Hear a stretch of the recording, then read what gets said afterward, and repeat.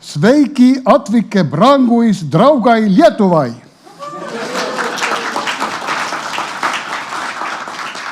How was it? Second attempt.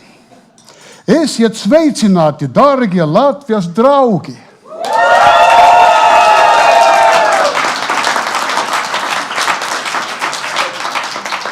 British, my Latvian is better than my Lithuanian. Tere tulemast kõigile. Welcome everyone. And my special welcome goes to the millions of TV watchers in Delphi TV, which is broadcasted live in all 3 Baltic states. For a welcome word, we have a guest, President Kersti Kaljulaid. Welcome, please.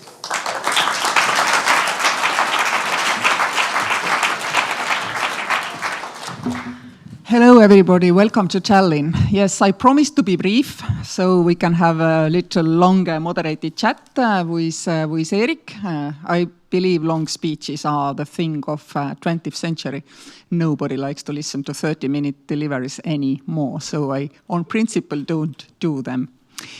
So, I think that it's fantastic that we have Baltic group of businesses which comes together and gazes at their own navel. It's very important. You know why? Because basically every day in our business life, we work on selling to the outsiders. I mean, it's most important is how we look for the outsiders, what we can deliver, and I mean, therefore, we get profits. We have very few occasions to come together and honestly discuss the company. Yes, you can discuss the company with your managers, you can discuss the company with your board, of course you have to discuss it with your banks, you have to discuss with trade unions sometimes, but to come together and discuss how does it feel if you are in the middle of it all, everybody has demands on you, and you have to be the answer to everything. I think this is extremely important that we do this. And how actually to leverage the opportunities created by our business culture and business law to make this work easier for ourselves, the owners of the companies. What is very important now and which maybe is different from if we look 10 years back or 30 years back, is that, I mean, our companies in all Baltic states basically are the same age. There's a huge cohort of enterprises which were founded as soon as we regained our independence. And that means that these company owners, who also at least originally were their managers, maybe still are, they are getting older and older together. And in a normal economy, I mean, this changeover, generational changeover, happens gradually. You don't notice it. Some companies fail in the process, some are successful in the process. Frankly speaking, from macroeconomic viewpoint, you don't notice because you shouldn't notice. Enterprises being born and dying, this is a normal thing of economy. And you only have to notice from macroeconomic viewpoint if there is something out of line. And in all Baltic states, this is still inevitably out of line, that you have a too large cohort of enterprises who actually are now starting to think, what next? The managers who found them, who have been running them, have to find solutions. And if too many of them fail, considering also that external conditions are pretty tough, the environment is not too easy. Competition has grown, then we have the external shocks, we have the war going on in the neighborhood, a little bit of confidence loss in the region, a little bit of confidence loss in ourselves, because we were so resourceful 30 years ago when we were all young, doing whatever we were doing. I was, for example, selling Siemens telecom systems. And I know that now, today, we have to handle all these externalities and then keep our companies going through a lot of change. So I feel for all of you, for all of business people of my generation, I see you are mostly our generation. So welcome to Tallinn, and I think now we will continue to talk, the two of us. Thank you.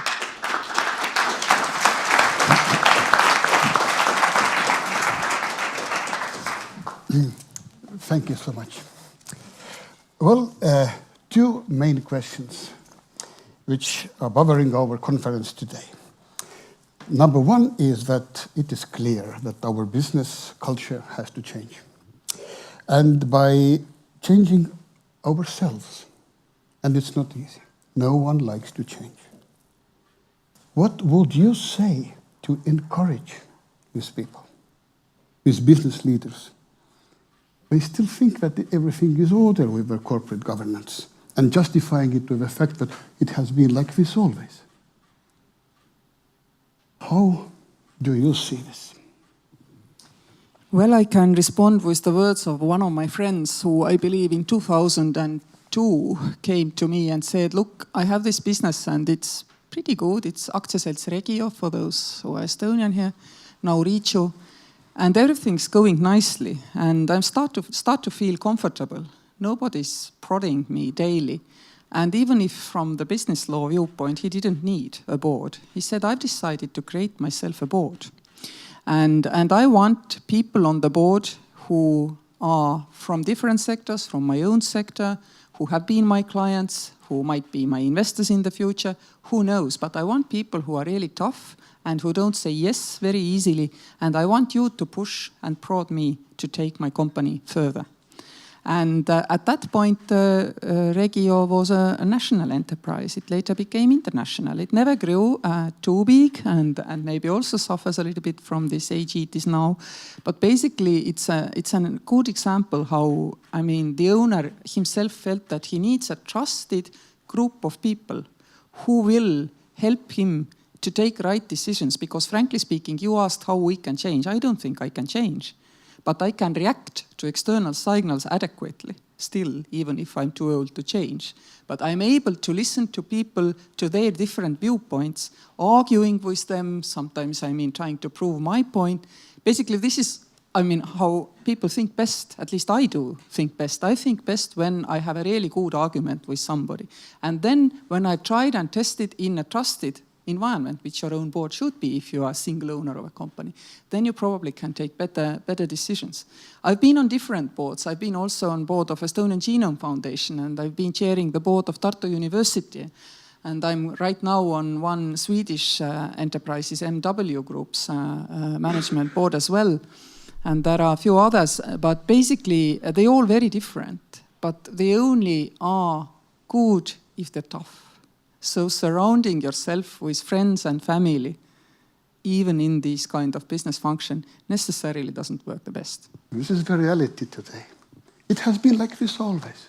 Yeah, I have a grandma in my board and a kindergarten friend. And how should the different setup work? And now we're explaining that, hey guys, this will work only when you give up as an owner a lot of power. You need different opinions, which are not complementing your, but even opposing to find the weak spots. But changing the society. My next question is that what the state can do, what our free states can do to support. First, my question is, does the business really need state support? Frankly speaking, I think the best support by the state is hands-off. Set the rules, stick by them, and stay where you are supposed to stay. Don't meddle. Every time somebody says state needs to support export, tourism, needs to choose which business areas in Estonia we have the competitive advantage, I'm like, stop this. You can only ruin what is working.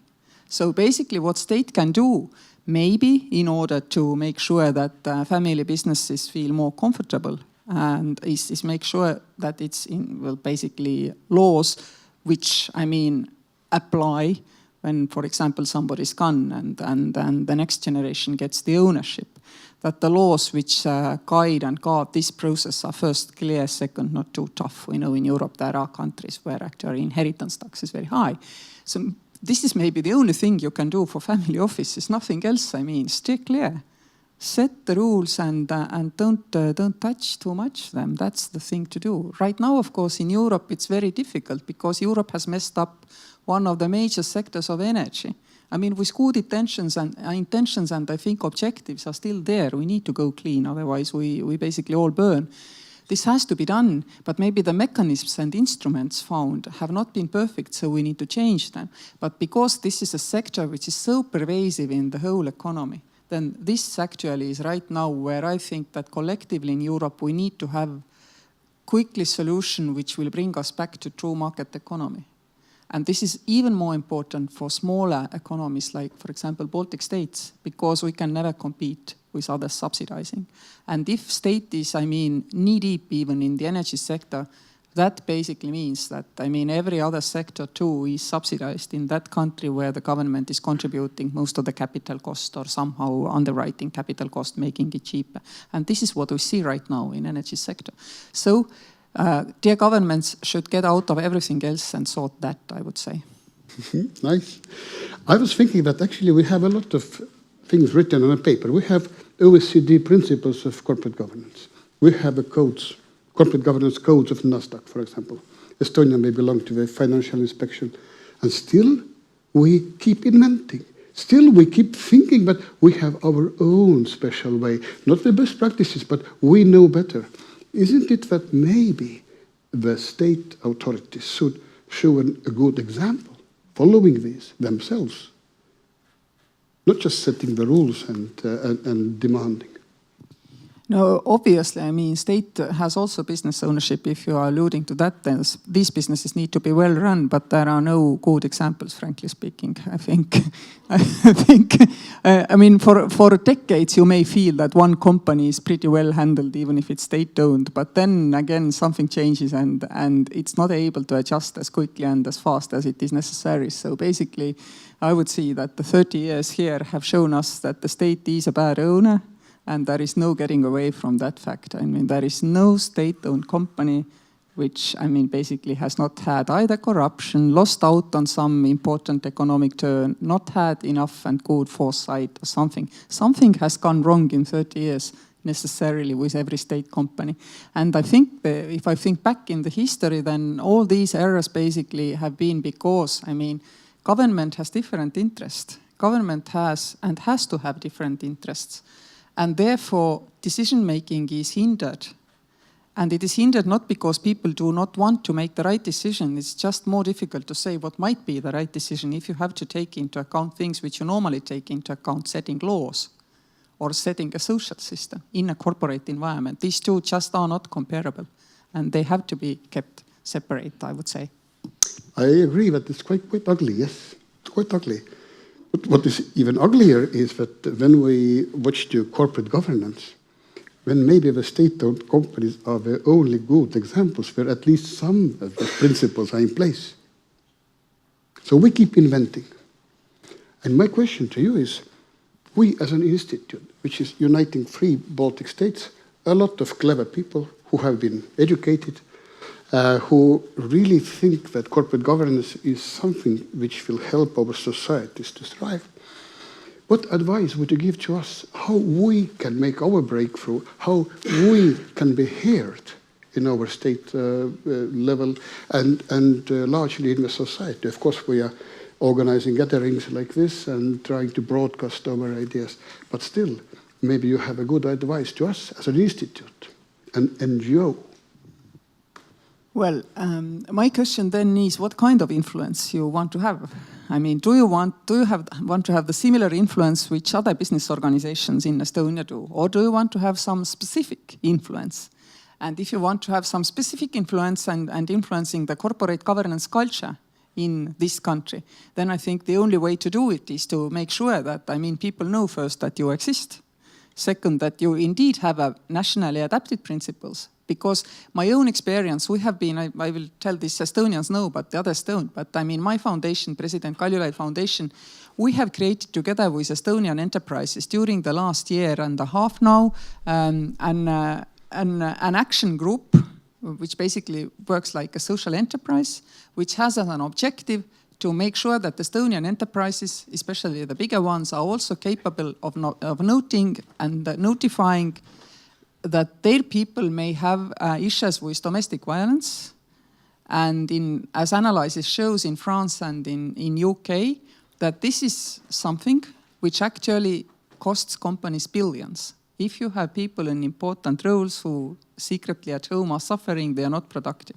If you have a mass workforce, and by statistics you have, let's say, 40% if they are all women, then in Estonia they are suffering from domestic violence. They're not productive. So you have to be able to help these people. It saves you money, and also you may give the impression to your own people that, I mean, their life matters to you, which is very important. Also, particularly in Estonia, where actually we have lack of workforce. So we have created this incentive, this kind of program. And just within 1 year, I mean, we've covered now already close to 4% of Estonian workforce. And 1 year was preparation. For 3 months only, our doors have been open, 4%. This means that we stuck something which mattered, which was important for Estonian entrepreneurs and Estonian companies, managers, for some reason. So the only campaigns which really fly high are those who touch a nerve. So you have to find what touches the nerve in the society. Why is corporate governance, for example, important for wider public?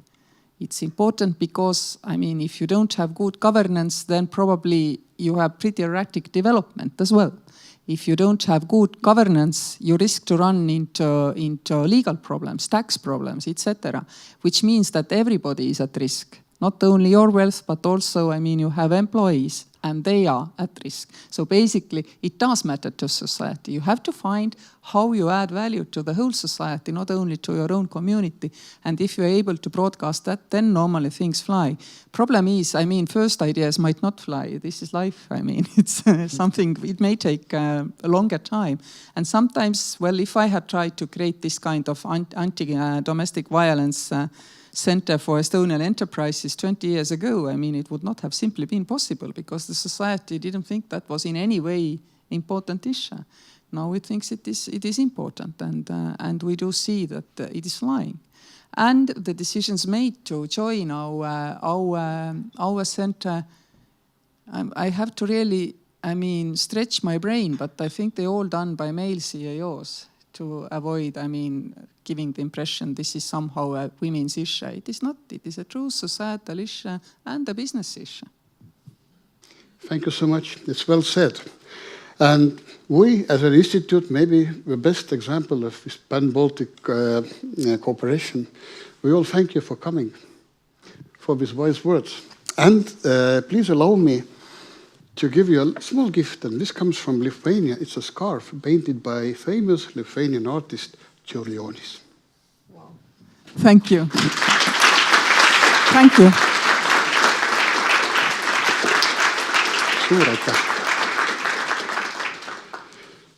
Thank you, President Kaljulaid. And now the floor goes to our president, Rytis. Rytis is not only the president of BICG, Rytis is the most important guy in corporate governance in the whole Europe. He is the chairman of the board of ECODA. ECODA is the Confederation of the Directors Associations of Europe, not only European Union.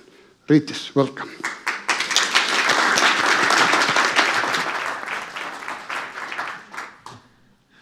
Yeah, so it's great to see you all. Thank you for joining this event. I would say that this is the most important annual event in the Baltics on corporate governance. And of course, welcome everyone who is watching us on Delfi TV. So as Eric already presented me, I am Rytis Ambrazevičius, president of Baltic Institute of Corporate Governance. We are using the short version of it, BICG. And also, I'm already 7 years on the board of European Confederation of Directors Associations. It's the most powerful organization in Europe related to corporate governance, uniting 22 such institutes as ours. And in terms of the board members, it's close to 60,000 individual members or board members. So it's really the organization that European bureaucrats and others are listening to. So it's great to be there and share experiences. And I'm lucky already person that I'm already second year the chair of that board. My board has only 16 members. So can you imagine what challenge I have as a chair? Because usually when someone in the north is saying that we should go left, someone in the south of our continent is saying, no, the best practice is going right. And then I have to manage these different opinions and so on. So it's really great experience for me as well. And of course, I'm the professional board member for more than 15 years. And before I was in top executive position in different companies, usually some Scandinavian, Finnish, and so on, international companies. So I know a little bit about the good governance. Shortly also about BICG, for those that are not aware. So we have been celebrating last autumn 15 years, and we are known mostly because we are educating board members, and we have almost 1,500 of them educated, and every year we are educating more and more. And also we are very much engaged in improving or helping improve the legislation, the regulation related to business, and specifically, of course, the corporate governance.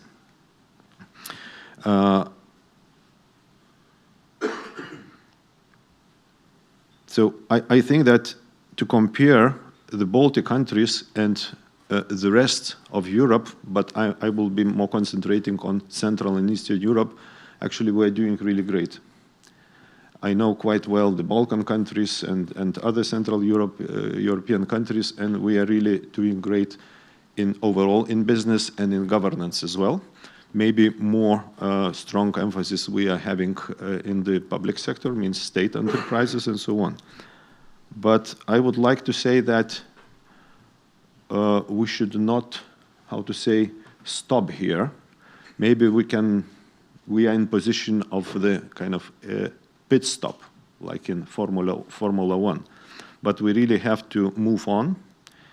And actually corporate governance is specifically the area, the direction that we have to look forward and to use it, because it costs not so much, as someone said that, but not having it, you are losing a lot, or you can lose a lot. So I'm really thankful for all the business people that developed their businesses and contributed to our economies. And we're really doing very well. I recently met Central Asian countries, Tajikistan, Kazakhstan, and so on. And it was a big difference for me to learn how far we are comparing with these countries. So we should be proud, and we should be thankful to each other of having such economies as we have today. But I would like to use a few numbers. And just, what do you think about the number? 150 billion a year. It's an enormous amount of money, right? What is this money? What is this number about? Our average GDP per capita in our countries, it varies country by country, but let's say roughly, 25,000 euros GDP per capita we have in the Baltics. And in Europe, Western Europe, Germany, France, and other countries, they have between 50 and 60,000.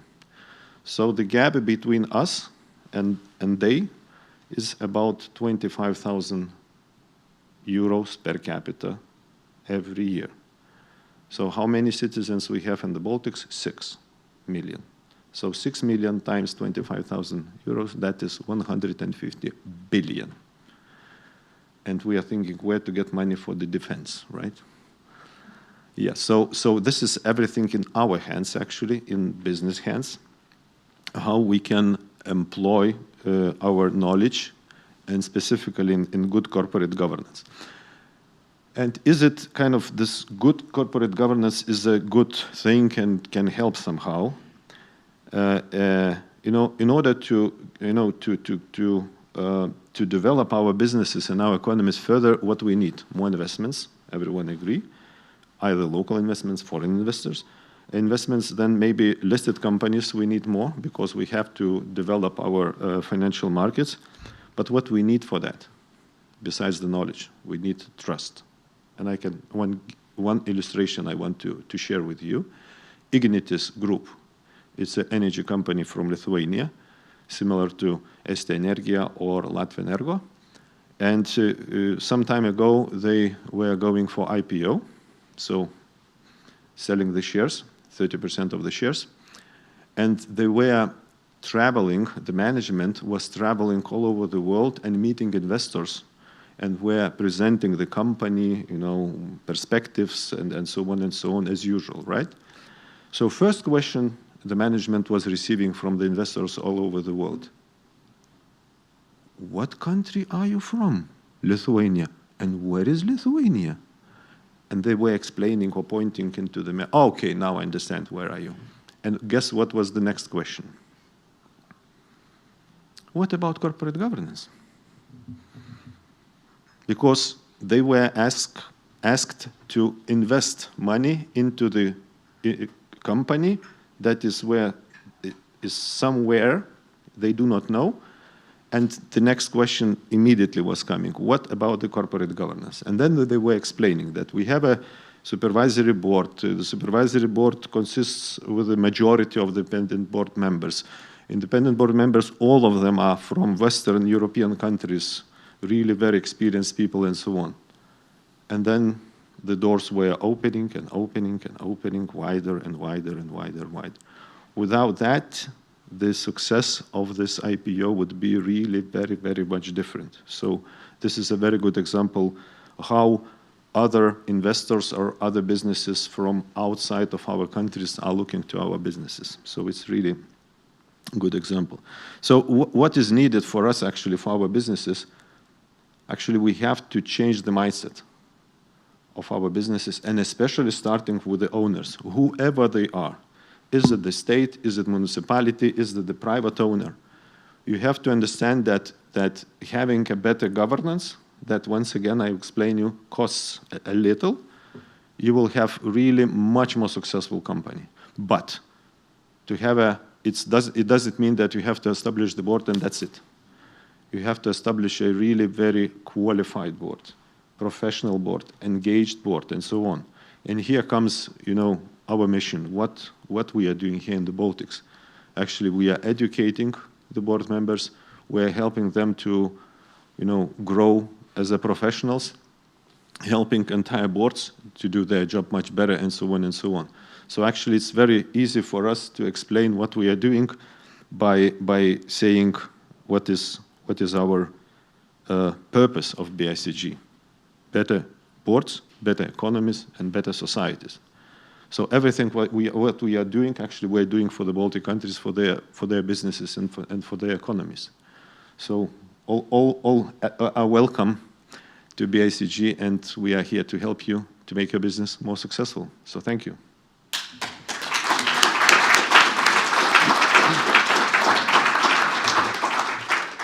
Authorities,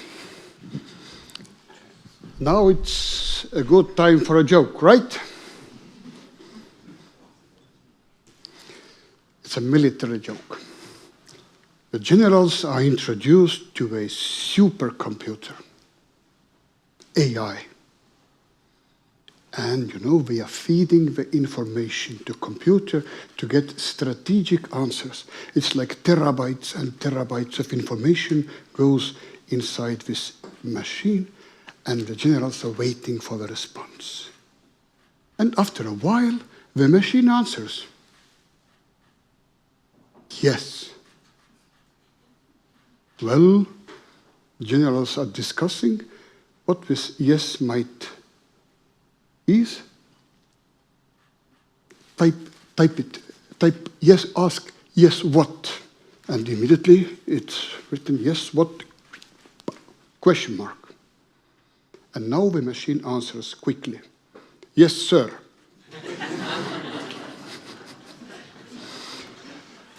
Dear friends, I'm introducing to you our real general, our graduate, our member, Riho Terras. Riho has been the commander of Estonian Defense Forces. You can take the mic from her. And as we are leading this change, of course, the first idea is, let's give an order. Like in the army, let's give an order, we all have to change now. And General will open his views into giving orders. Right? Thank you and welcome.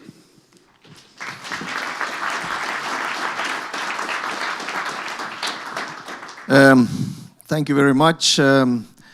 Thank you for invitation. It's very honorable to be sandwiched between my president, Kersti Kaljulaid was president as I was chief of defense, and my prime minister, who is coming a couple of minutes later.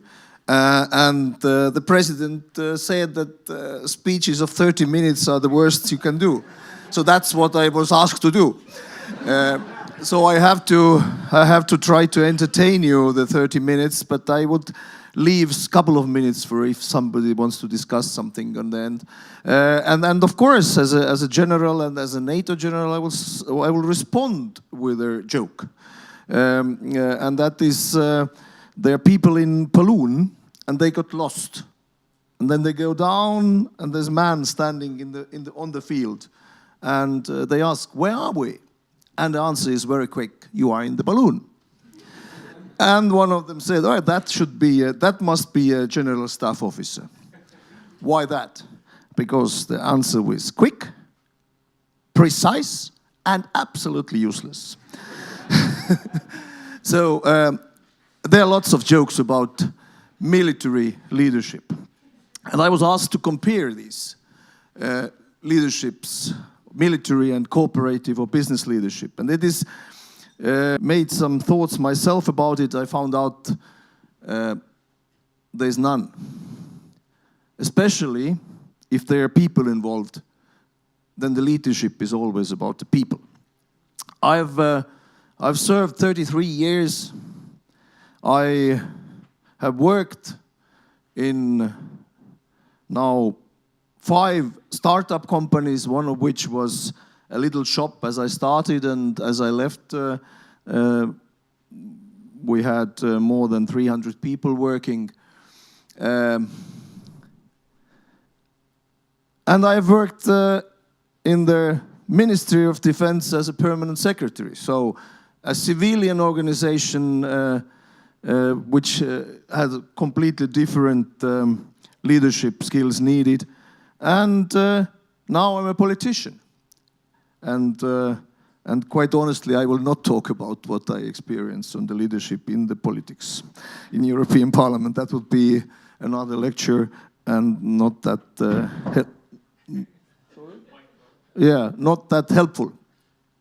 So, why I say that there is not too much of difference is that that the leading of people is always something which needs a very special set of skills. We are all used to the American movies, and I think Eric inviting me here, he based his thoughts on that hierarchical military leadership, which we see in the movies like Full Metal Jacket or Few Good Men, etc., where the officers give orders and the soldiers follow them. But in these movies, normally, is not explained how it came to that. And the military leadership itself is in different levels, very different. The mindset of people about military leadership, what we understand from the movies and in the public domain, is exactly the low-level, risk-taking, quick decisions, leadership, which brings very quick effect, but this effect can kill people. And the decisions made in this kind of under pressure are completely different. But the military is not about only the NCOs giving orders to the soldiers in the SEAL movies or even in the real life. militaries, different levels, up to the very strategic, and the skills needed there are very different. So we should really separate that. And then, of course, the military leadership in countries like the Baltic states, or Germany, where I've studied, or in Switzerland, it's all about mission command. It's a special word, mission command, which is actually very similar what business people do in their companies. It is leading people by giving a mission and not to telling people how to do things. And there's a different leadership. We see it every day in Ukraine from the Russian side. There's a leadership which sends roughly an average 1,000 to 1,500 people to the dead every day. They are not asking questions, because if they ask questions, they will be shot. And today I'm not going to talk about that type of military leadership. But we see the difference between the layers of the leadership today, also in the politics. Is everything broadcasted, right? So I'll get a good friend now. But yeah. So everything I say can be used against me. Last term, President Trump surrounded himself with experienced military leaders. It was a wise decision from the government, country's point of view. But he didn't think so. So he sacked them all. General McMaster, Mad Dog Mattis, all very experienced generals of army or marines who were very strategic thinkers, especially General Mattis, whom I had the honor to know, or whom I know very well, who has written a book about Trump's first term, who was the Minister of Defense. And he didn't like this leadership, knowledge of strategic leadership at all. So he sacked them all.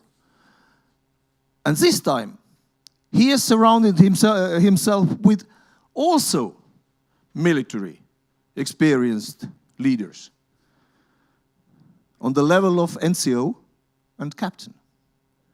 These leaders who take orders and fulfill them effectively and do not ask questions and take risks and adapt and take new risks. I'm not sure where that will bring the world today, but at least I can see a clear difference between these two, as it is in the military leadership. So what do we expect from the military leaders? And many of the generals have had many speeches about it. And if you have time somewhere, watch the YouTube video about a Navy SEAL, General McRaven's speech in the Austin University in Texas a couple of years ago. He puts it all, this lower level, in all very precise words, but same time he makes the bridge between their soldier who has to suffer to their strategic level. And this switch is important, and that's what makes military different from the civilian world. In military, you will never use your skills in the purpose. Really, you make all possible. You train every day in order not to use your skills. That's your main aim. You have to be very good of not doing it, what you asked for. That's most of the militaries. I mean, the American military is a bit different, but most of the militaries every day train in order to make sure that nobody tries out how good you are. You have to show yourself that you're good. So your only purpose of existence is train yourself to something which you hope will not come. And you have to be very, very efficient there also. So the training is layered so that you are in permanent leadership training. You have the NCO training, non-commissioned officer training on the level of squad. Then you have an officer training, 3 years on the level of, say, platoon, company, 130 people, 130 people. Then you have a battalion commander, staff course, where you get already more than 1,000 people to lead. That's all about leadership. You're higher to go, the higher you will get your leadership skills. Up to the 5th level or 4th level, which is then the strategic war colleges in US, UK, in Tartu also a small one. Actually very effective 3 Baltic institutions, so, which a remark. Anyway, so you are trained all the time to be a different leader. And if the military leader comes in uniform, every military, and doesn't matter which country, you would recognize what are his skills. What can he do? You don't know perhaps how good or bad he is in what he's doing, but you know his level of skills. By rank, say, comes in a major, you know, a rank, so he has been already in the staff course. So he already knows how to lead 1,000 people, roughly. Knows, whether he can do it or not, it's a different thing, and that's why some become generals and others not. But he knows how to do it. And then he has all different signs and badges and orders and things on him. And for the most people, it is just a nice uniform, fancy and a little bit like a parrot. But for the people who know, these badges tell you what schools you have been, what battles you have been, what wars you have been, and what level you have been experienced different things. And you know what you can ask from him, what level of knowledge you can ask from him. And they are normally not in competition, because almost everybody gets to the major or lieutenant colonel rank. And that is, I think, a very big difference to companies I have been at least, is that they're very good experts. But in the civilian companies, you have the leadership trainings separately. But your guys are all in competition. The main idea is to compete. Who is better, they will go further. Because not everybody gets that. And there's one big difference is, and that is in the military is possible but very difficult. You have to conduct a crime to be sacked. And that is a feeling which a military coming to a private enterprise is an uncomfortable feeling.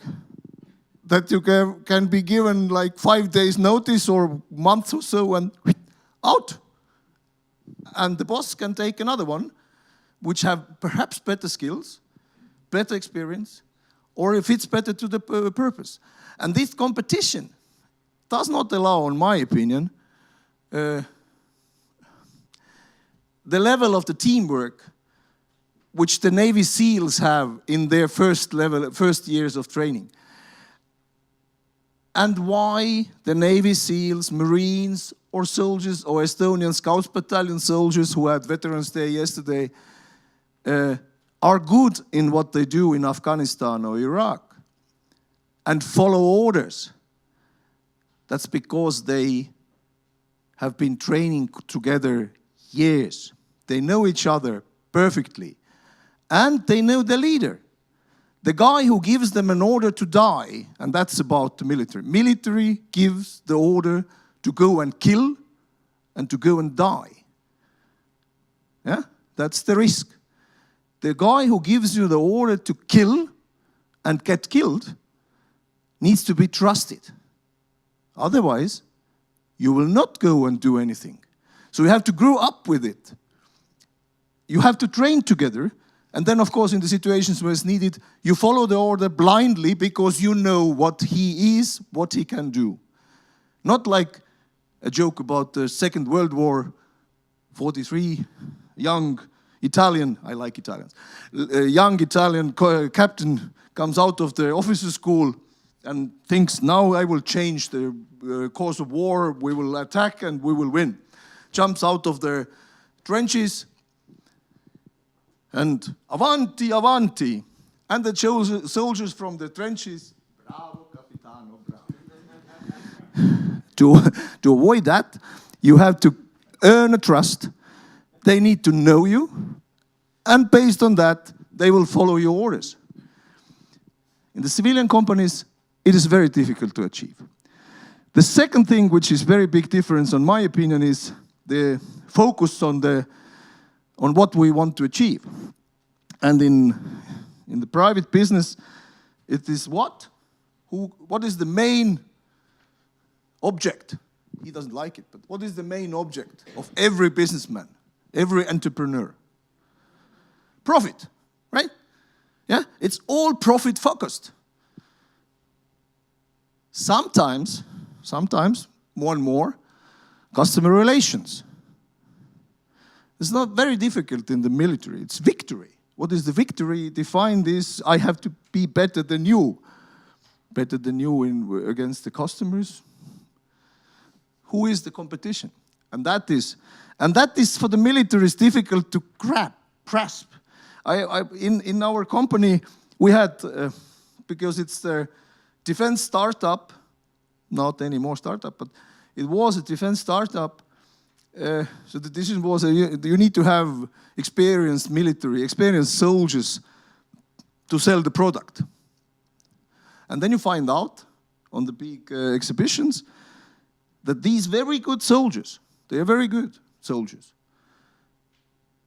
They are telling the customers how many mistakes this car has still. Huh? They are honest. They are Estonian Lutherans. Yeah, they tell you. But we need to be Catholics by selling. But that is very difficult to tell a special forces operator because he kind of has never experienced that before, that he needs to tell something. He needs to tell only the good side of the thing, and the bad side will be experienced afterwards by the customer. And then he comes and jumps in the help, and then he is good in that as well. So, very difficult. Even worse, actually, are the scientists in this kind of enterprises. Because for the scientist, there is a thesis, and the answer no is okay. Yeah? Which company likes that you have a thesis, my vehicle will work perfectly well, and then he comes out and says, no, it doesn't. And he has spent all your budget on development now. Yeah? It doesn't work like that. And he can develop this thing years and years and years, and you want to sell it, but he says, no, there's something I need to do better, etc. So, very difficult also. There you need leadership, a military leadership to tell them, now stop, here is good enough, 80%. We sell it, and then we see if we have money for the next step. And that is very difficult to do. That I experienced also. One other thing which is different from the civil world to the defense world, soldiers are not very willing to innovate. They are, of course, some of the very tactical level, very innovative, but not always good. But they don't innovate because it's easier to use the things you have already today. And if you look at the very big money market today, it's there, well, Ursula von der Leyen announced 850 billion euros for defense. Not saying that it is, if you want to take loans, then you can take it, but that's another thing. But everybody heard, money coming towards us, we need to do something. Do you think they will innovate? No. Because the armed forces of different countries will ask them not about things which do not exist yet, because they don't know these things and they don't know whether it works or not. They will ask them tanks. Krauss-Maffei, Wegmann, Rheinmetall today selling howitzers and tanks which have been really invented 50 years ago.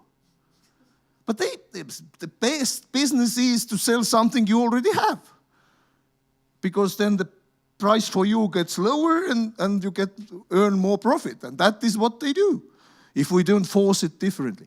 Because the armed forces are not willing to innovate. The drones, which are now absolute standard from both sides in Ukraine, Russia and Ukraine, drones flying, developing every day, they have been around for now 30 years. Even in Estonia, the first drone company introduced us the drones, I remember as a young captain, 1997, 98. Yeah? They're now selling in Ukraine very well. But then everybody looked at it and said, yeah, innovation. Me, 2013, not that far away, as a chief of defense, I was introduced to an unmanned ground system.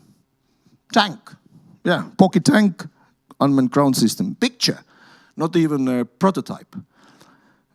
And asked, do you think it's useful? And what was my answer? No, nobody will use it. For what? Yeah, to carry luggage. Well, what luggage? Soldiers carry luggage, huh? And if it's more luggage, they carry more. Do better sports and carry more. That was my answer to this product. A couple of years later, I ended up in this company, and I'm happy about it. And it became a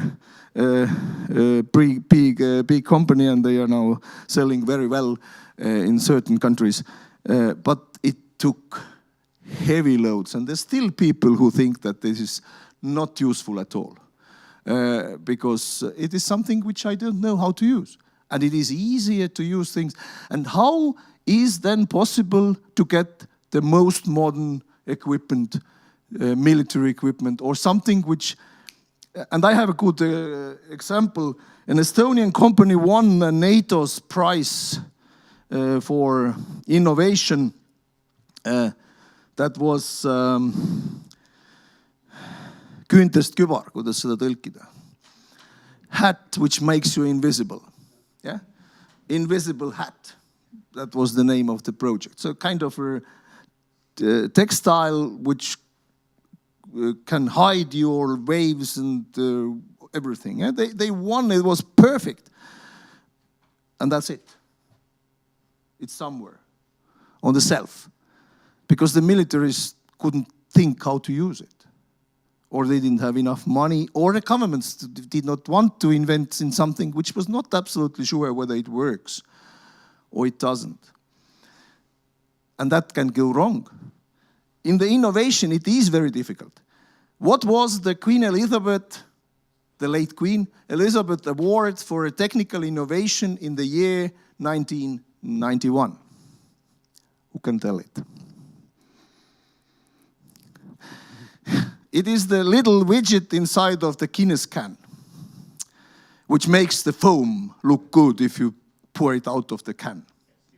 Yeah, you know Guinness and this pretty good foam. What came second, didn't win an award, was the World Wide Web. So what I ask business people to work together with academia and push the conservative military, who is good in decision taking if they are convinced it is a good decision. push them to innovate. Because without innovation, even in a classical war like it is in Ukraine today, cannot be won. Thank you.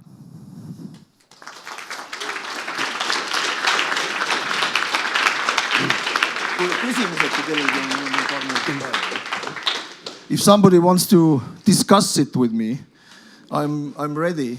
And if I don't know the answer, I still answer. That's what I learned in the politics. You're always 30 minutes late and you find out you are the first one in the room. General, we learned two things, that military command and corporate governance are quite different, right? And second is that if we want to achieve some change in the society, we cannot give an order. Yes. You can give an order, but then you have to convince the team to be followed. I really hope that it's so easy. Thank you so much for coming and sharing. Now, when going back to European Parliament and having a speech there, you will have the most beautiful tie in the Parliament. It is specially designed for you by famous Lithuanian painter Čiurlionis. Who has a 150 anniversary You now. see, he spent 150 years to design it for you. Yeah, very good. And I wear it in Lithuania, where I live, so they will appreciate it very much. Thank you, General. Thank you very much.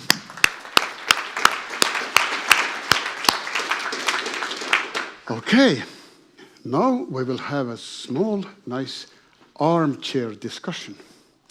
And I will ask to join me on the stage Mr. Arvydas Sekmokas, the former Minister of Energy of Lithuania. Welcome.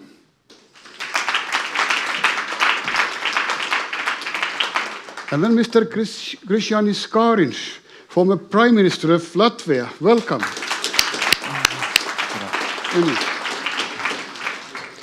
And our graduate, our member, Taavi Rõivas, former Prime Minister of Estonia.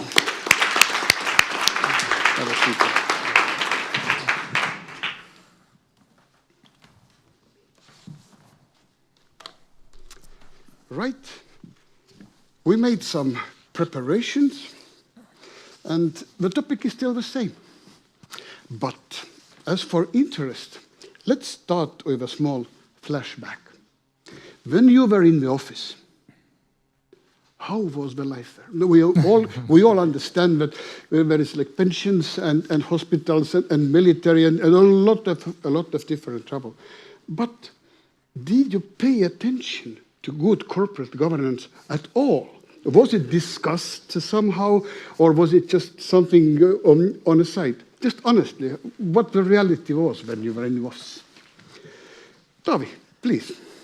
Thank you very much, and really nice to be here and see so many members. It was a topic, but sadly, most of the times there were like elements of populism attached to that, or some sort of crisis. And it was very easy to go to extremes, and I still sense that this is something in this topic that brings it too emotional to discuss politically. 10 years ago, more or less, when I was in office, the main topic was, should we kick out the members of parliament from the boards? So they were like, there was like this one evil, everything that was wrong was because there were members of parliament. Super easy to criticize, super easy to tell that, these guys get too high salaries, whatever. Whereas what happened next was actually kicking them out and then replacing them with maybe sometimes politicians that were not elected to parliament. So they're kind of, failing politicians. How is that better? You can do the math.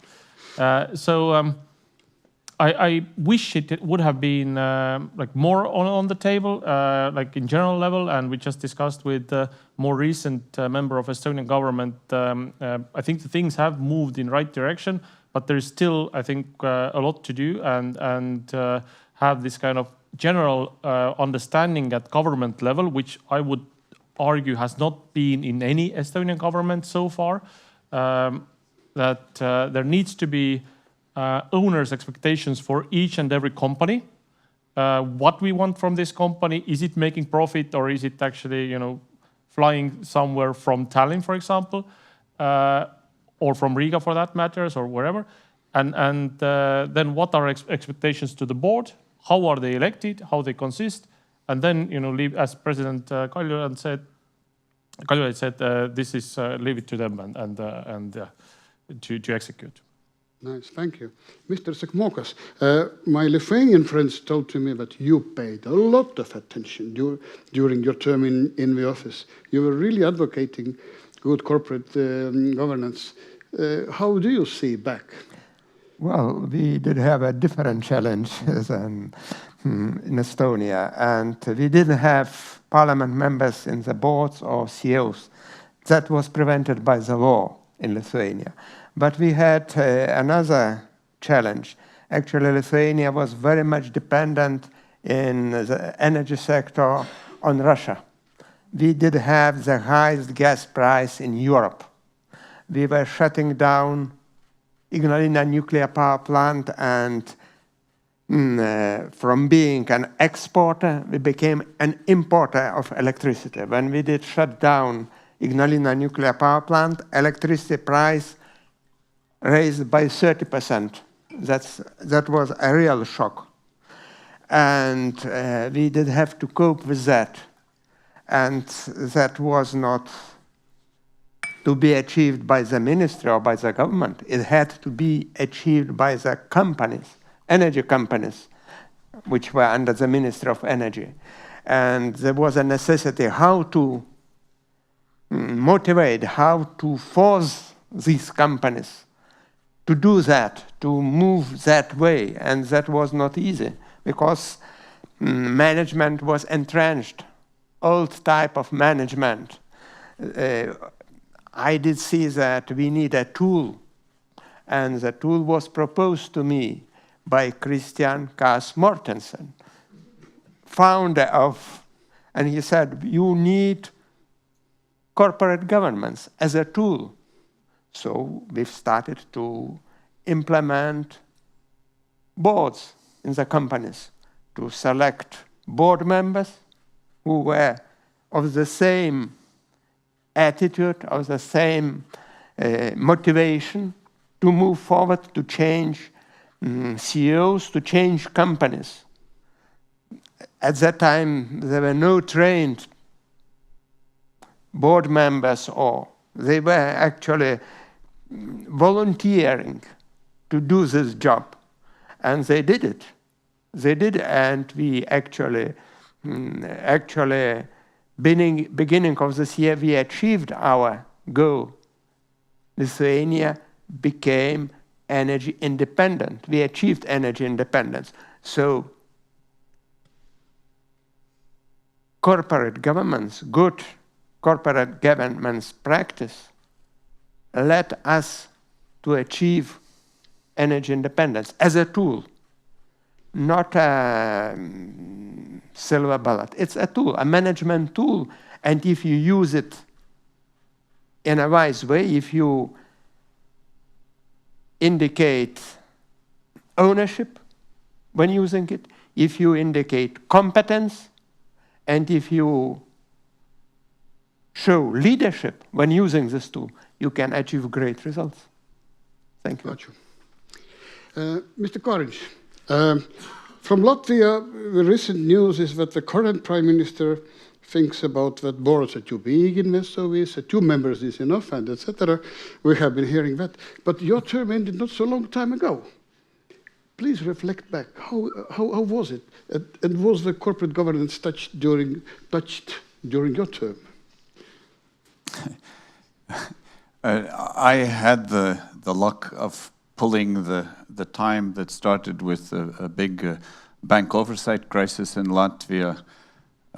Then we had the little thing called the COVID crisis, and then we had the energy crisis, which went into an inflation crisis, then the Belarusian border crisis, then Russia's flat-out war against Ukraine. So I can say it's not because of the crises, but I do not recall a single conversation among politicians about corporate governance.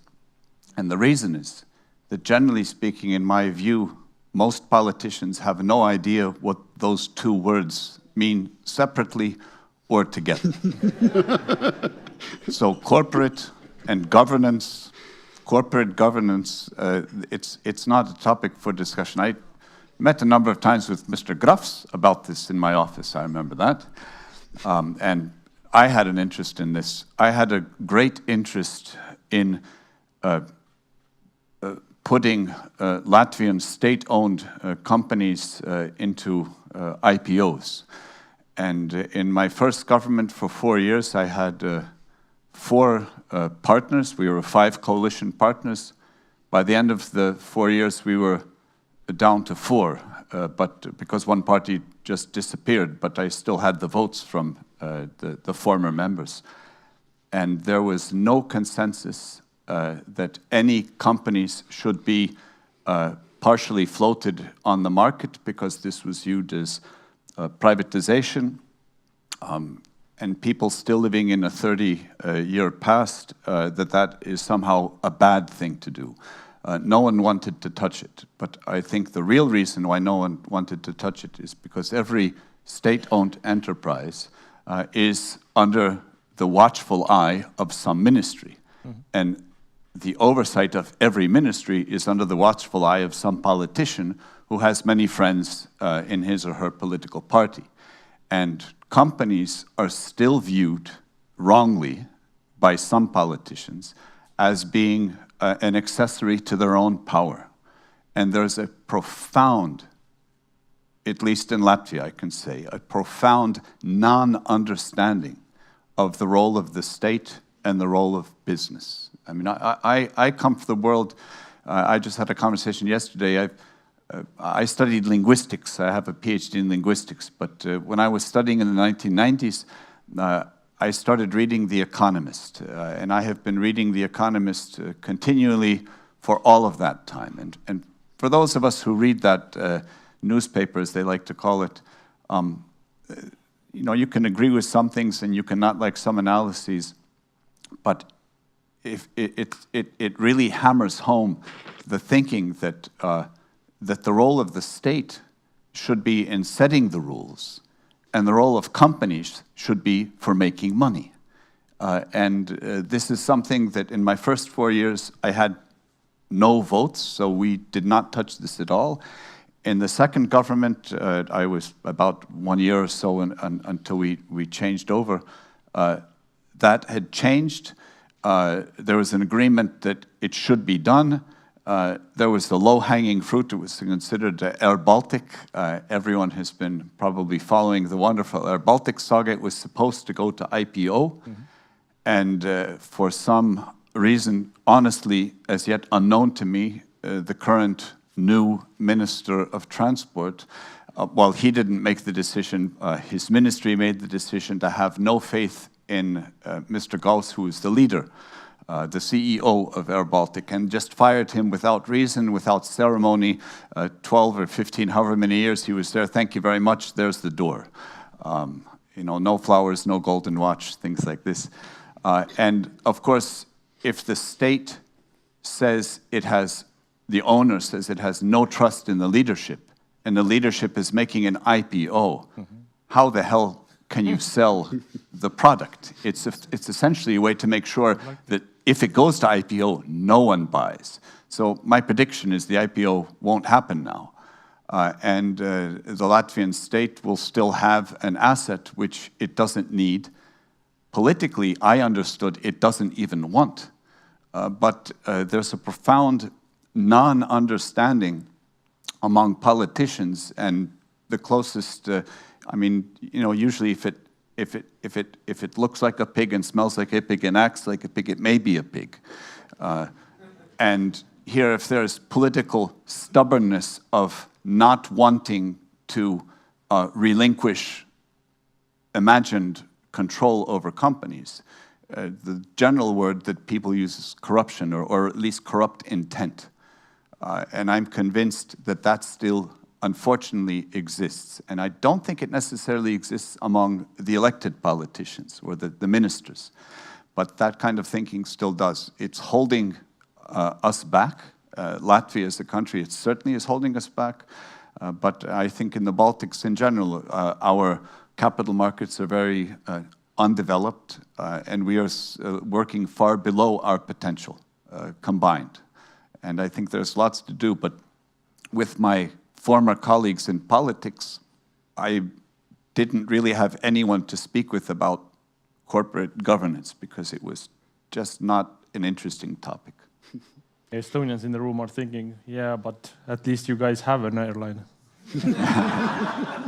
It's actually, it's very much to the topic, and I think it's like the elephant of the room, in the room for many Estonians, because we have managed to destroy 2 airline companies and actually repeat the mistakes. So let's be very frank. I think because I have not been in politics for 5 years, and I don't plan to be elected at any time ever to any office. I can honestly say that this has been a clear leadership mistake. And if we look at from the by the book what we have all learned, all of those who are alumni, then first thing, okay, our airline Nordica had the owners' expectations. It had, yes, but it was all basically empty, like all useless. Like you are in the balloon, basically. Have good corporate governance, earn some money if you can. But when we created Nordica 10 years ago, they had one job: fly to and from Tallinn. And if this is not stated in the owner's expectations in writing, we cannot assume that anyone we put to this board, they kind of think that this is a good idea. They just said, okay, but let's choose a guy from Sweden and to be a CEO, and let's start flying somewhere in the Sweden, like from Stockholm to North Sweden. Like, why should Estonian government own this kind of? I know the Latvians think the same. Why should we fly from Estonia? So I'm sorry, but for us it's totally different. With Air Baltic, please keep flying. It's very important. But anyways, I think it was a clearly leadership mistake, and you can't blame only one instance. Maybe there was. I think that every level there was mistake done. Government or the Minister of Economy did not state that fly to and from Estonia. Secondly, board level, clearly strategic mistakes, but let's not go to every detail and so forth. So I think if there would have been a good corporate governance in place, that would have been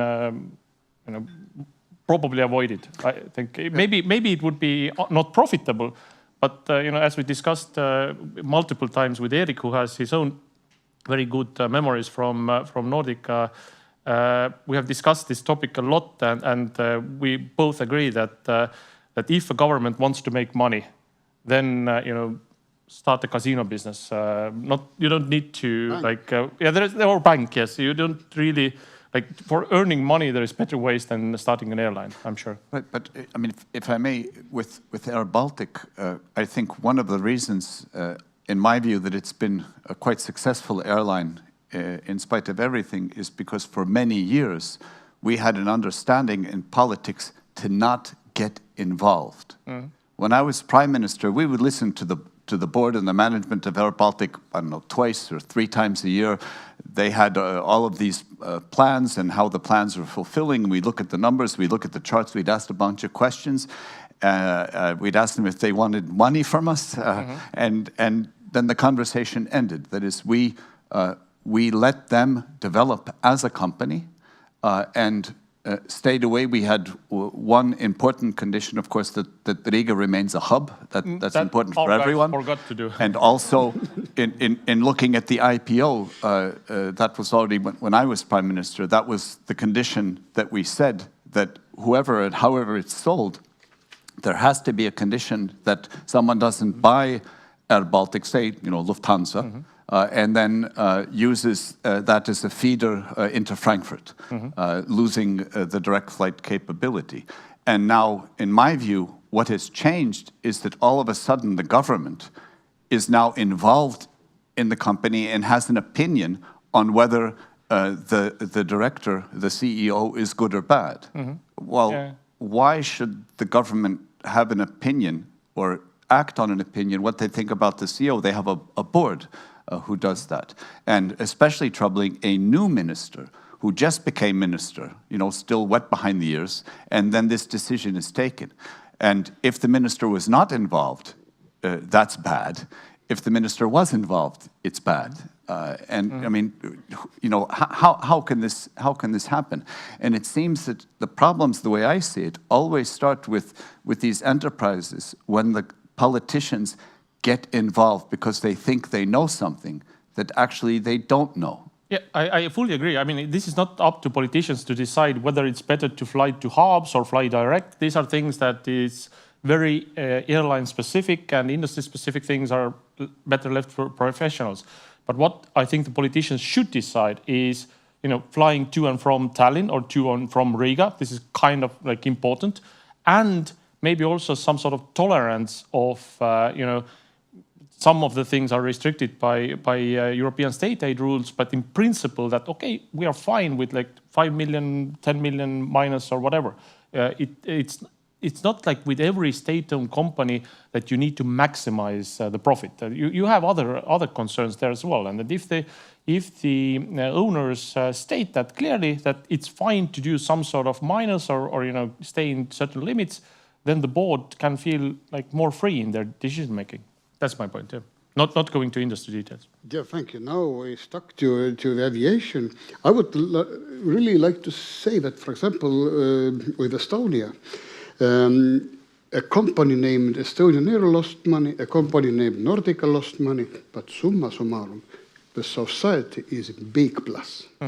So that's the trick. Absolutely. So that's why I'm saying, if you want money, establish a casino.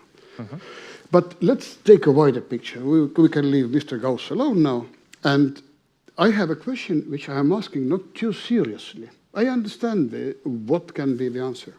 But it's like something what is really, really making me think why it is so. But for example, when we have some European directive or regulation, we fulfill it all. We do it all by the book. We are among the best. And of course, I understand that this is mandatory, but still. And when we have a good corporate governance recommendations by OECD, where we all are members, we keep ignoring.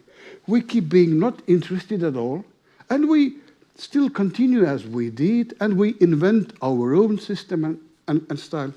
Why is that? Mr. Sakmokos, maybe you have a view. Why we are not taking the knowledge what is there? Why we're still keeping our not so good traditions and we keep inventing? Why so? If I may, to start with a joke. Welcome. There was a good company which was producing drills. Very good titanium or what other metal composition drills, and it was excellent drills, but they didn't sell much, just few. So they asked consultants what we should do to sell more, to be successful in the market. Consultant asked, what are you selling? Well, drills, of course. So we are selling the wrong thing. What should we sell? You should be selling holes instead of drills. And because people doesn't need your drills at all, they do need holes. So you start selling holes. I believe this is the case with Baltic Institute of Corporate Governance. It's a joke. I think you are selling good thing. You are selling training. You are selling good corporate governance. But it's not sufficient. Like drills. You can use drills, but you still have to do more to sell it. I believe, and we had a very good discussion with Rytis during the lunch. You have to be more public. You have to be more visible. You have to undertake certain extra roles on top of management.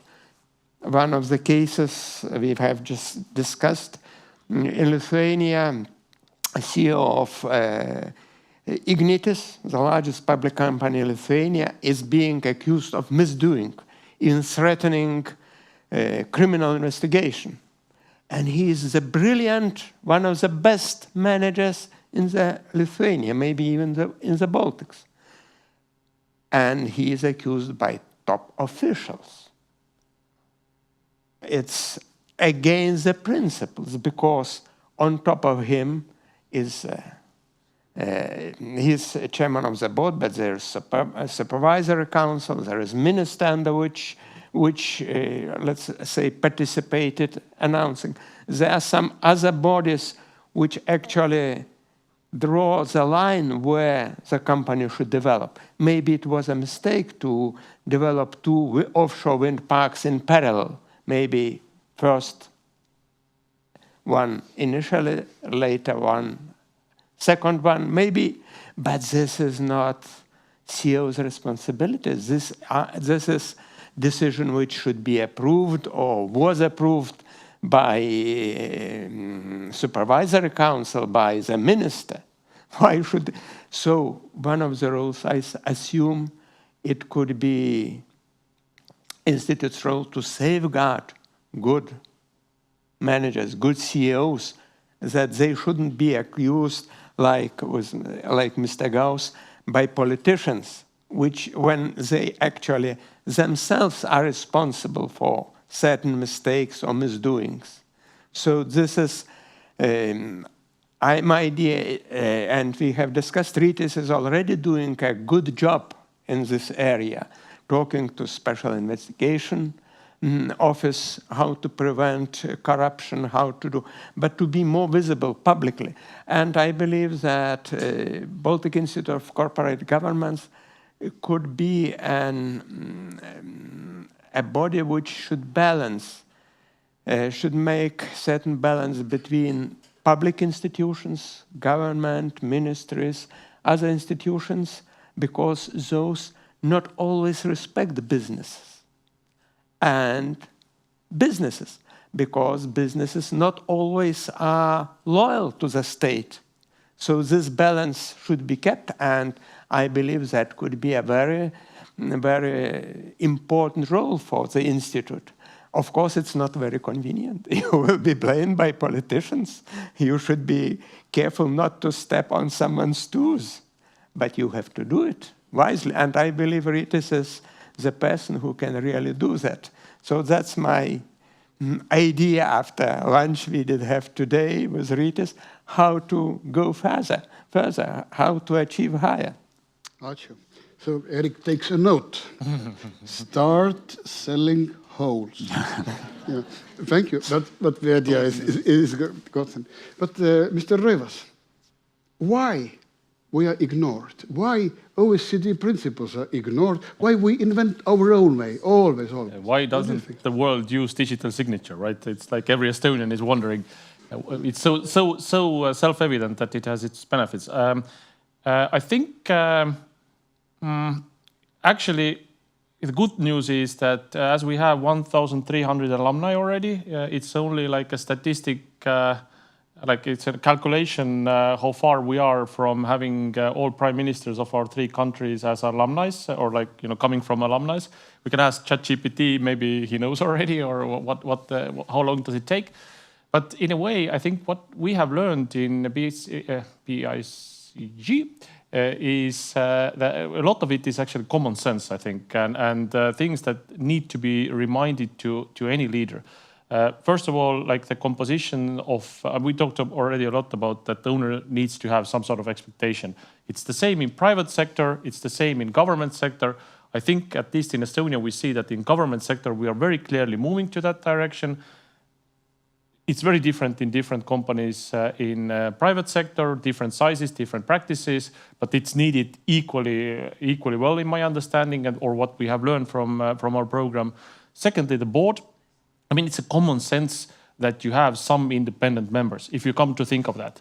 It's not necessarily bad to have somebody in the board who's your trusted people from childhood, like childhood friends, maybe family members. I think it's okay if you add some people who are like so independent that they can say, sorry guys, I think we are going in the wrong direction. And then there is this argument or discussion like President Kaljulaid was suggesting, or like Regio did more than 20 years ago. The same in state-owned companies does not mean that civil servants or entrepreneurs are like good and politicians are bad, or vice versa. It doesn't work like that. I have seen a lot of boards in that are state-owned companies, and I would say that each kind of board members have their like pluses and minuses. Politicians are very prone to be populist in some, to be liked by the public and then take some decisions that are like very popular, but their advantage very often is good access to government or like the decision making. So you have like direct access to really see what, and maybe tell that we need this owner's expectations. Secondly, civil servants definitely have their advantages, but also there is a tendency, at least I have seen a number of times, that they want to govern the companies like they were like subsidiaries of the ministries and miss the board at all. Again, experience from entrepreneurs, super important, but and it definitely needed to be like independent members. But if there was only independent members, there might be like very little contact with the ownership level, and that doesn't work as well. So I think like these things that we learn in BSHG courses are actually common sense. Yes, they are written in OECD guidelines or recommendations. I honestly don't know why we don't use those practices, and maybe the more that we discuss those topics and the more people see us and go to this course, I know every year we have 100 more people going, so maybe it takes a little bit too long time, but actually we are going there. I'm eternal optimist. I think we are going in the right direction. Mr. Karins, what do you think? Why these good principles are kept ignored? Why people are inventing, and I'm not even thinking about the state-owned sector, but the private sector. Why people who are using this golden hammer, like 33 years, making only right decisions, why they keep ignoring the value what a decent board can give to their business? Also regarding the generation change, for example. Why it is ignored? Well, I mean, what you're saying doesn't happen everywhere. There are many bright spots as well. But I agree that there's this general trend. For example, I remember being the prime minister, and I asked, and I was given, the OECD has analysis on everything, the health system, education, they've done it all. And you can read the very thick one, and I said, well, don't you have some, OECD for dummies? And they do. It's, usually a 3 or so pager. And I had a bunch of 3 pages. And then I would meet with my ministers, and I would read beforehand the 3-pager, what the OECD recommends. And it's usually bullet points. And then I would ask, the minister to come, and I said, well, what about this? And the answer I always kept getting was, well, it's different in Latvia. And okay, I suppose it maybe is on some level, but there is, I think, systemically ministries, and it's probably true in Estonia and Lithuania as well, but I'm guessing also outside of the Baltics, that imagine from the ministry point of view, not the politician, but the ministry point of view. You have all kinds of departments creating rules and thinking about how to do it. Well, if you take the cheat sheet, will you really need all that time and all those people?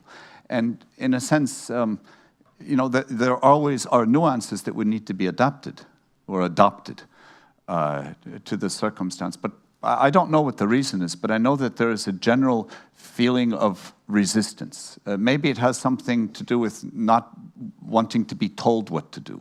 We're not children, we're grown up, we're a fully independent nation. We don't have to listen to anyone. The people in Paris can write all they want. They get to eat better cheese and better wine than we have, but let them do that. But I think we would all benefit. It's like with, I mean, I thought a lot the past couple of days about what BICG is doing, and you're having what I understand, I've not participated in wonderful courses, 1,000 or more people, and it's great. But what I would recommend to you, to think about what kind of courses you could create for people in government, for politicians, for state secretaries, to start to have an inkling of an understanding what the hell they're dealing with. Because they're dealing with things that most of them don't understand. There's no system for them to learn. And can you imagine a minister admitting, I have no idea what I should do with this enterprise? Politicians don't. Who said, you learn to answer a question even when you have no idea what the answer is. You just do that as a politician. So that there's, it takes a lot to admit I don't know. Mm-hmm. And sometimes I think when we're new nations and we don't really want to admit that we don't know, but it's okay to admit that you don't know. I remember this is one of the first lessons I was taught at university, that the only dumb question is the one you don't answer. Don't ask. You don't ask, because if you don't ask, then you'll never know. And remember, everyone at some point didn't know. All of us didn't know. And now that I'm outside of politics, I'm really amazed at how much I don't know. But that's the beginning. That's the beginning of actually finding out the answers. So make a course or so for the politicians. I think it would be well worth your enterprise's money to do that. Tell the politicians it's free. They'll like that. Give them a little bit of food. They'll like that more. Mr. Courage, I have news. Actually, we have a program called Civil Servant Education, which is completely free of charge, which goes already third round in Lithuania, second round in Latvia, and is very, very popular. This is designed for civil servants who are the employees in the ministries and instead who are influencing the state-owned companies in one or the other way. Now I have a wonderful story for you. I was approaching Estonian Ministry of Finance. So we have this thing, we can offer you free of charge course for all civil servants. Guess what the answer was? If we need you, we will make a tender.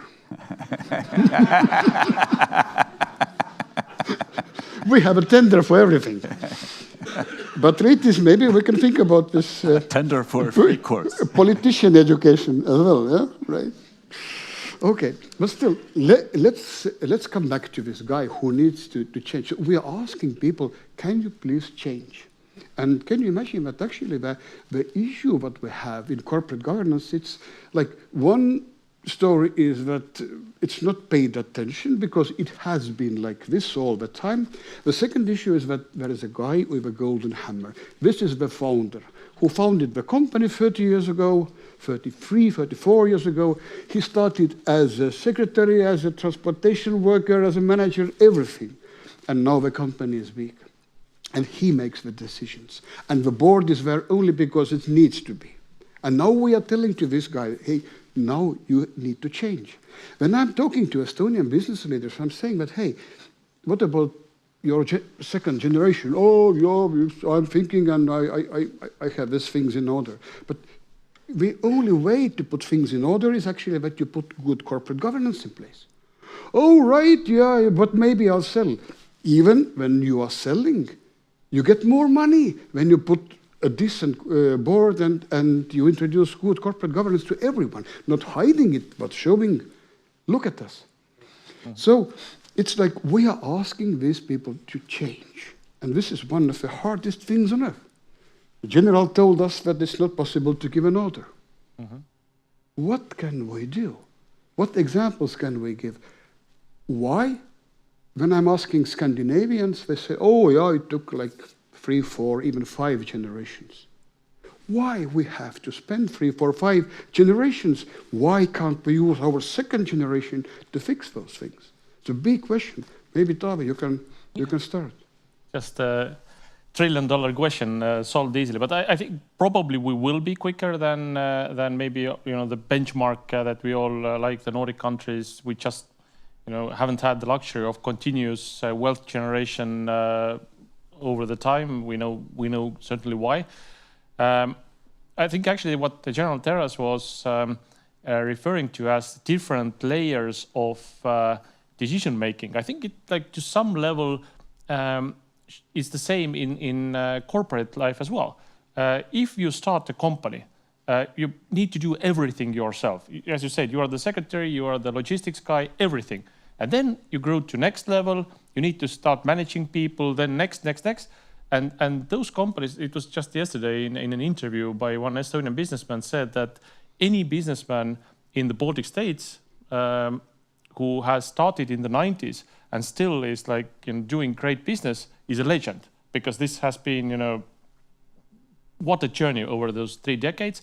But if you have reached to this level that now you have like, maybe hundreds, maybe thousands of people to lead, then it's of course very difficult to be so stable genius that from each level you are like super well performing. So of course it makes sense to have a professional board, but then again, if you have managed to create this kind of company and reach this level,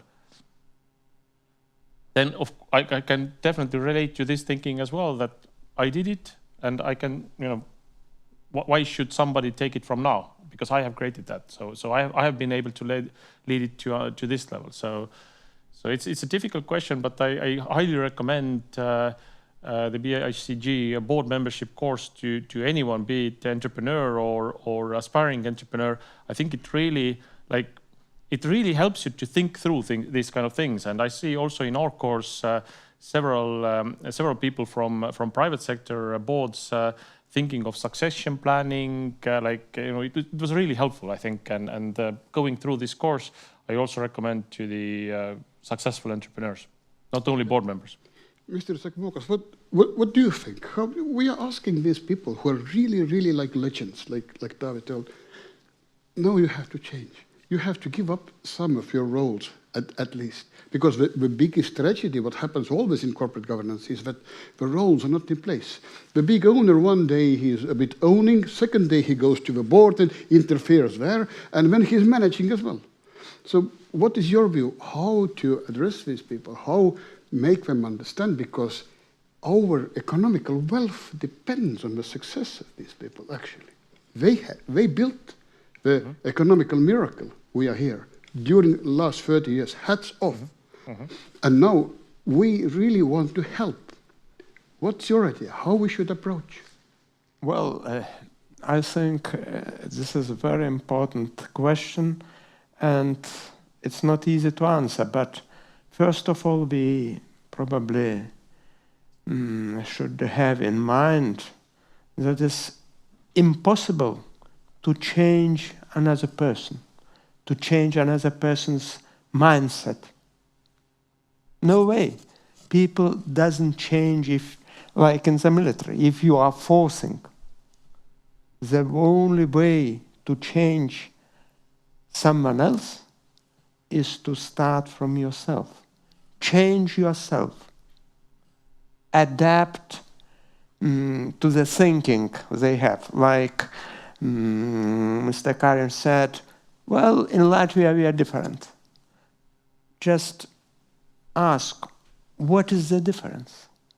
Just please explain why it is different, and don't neglect that.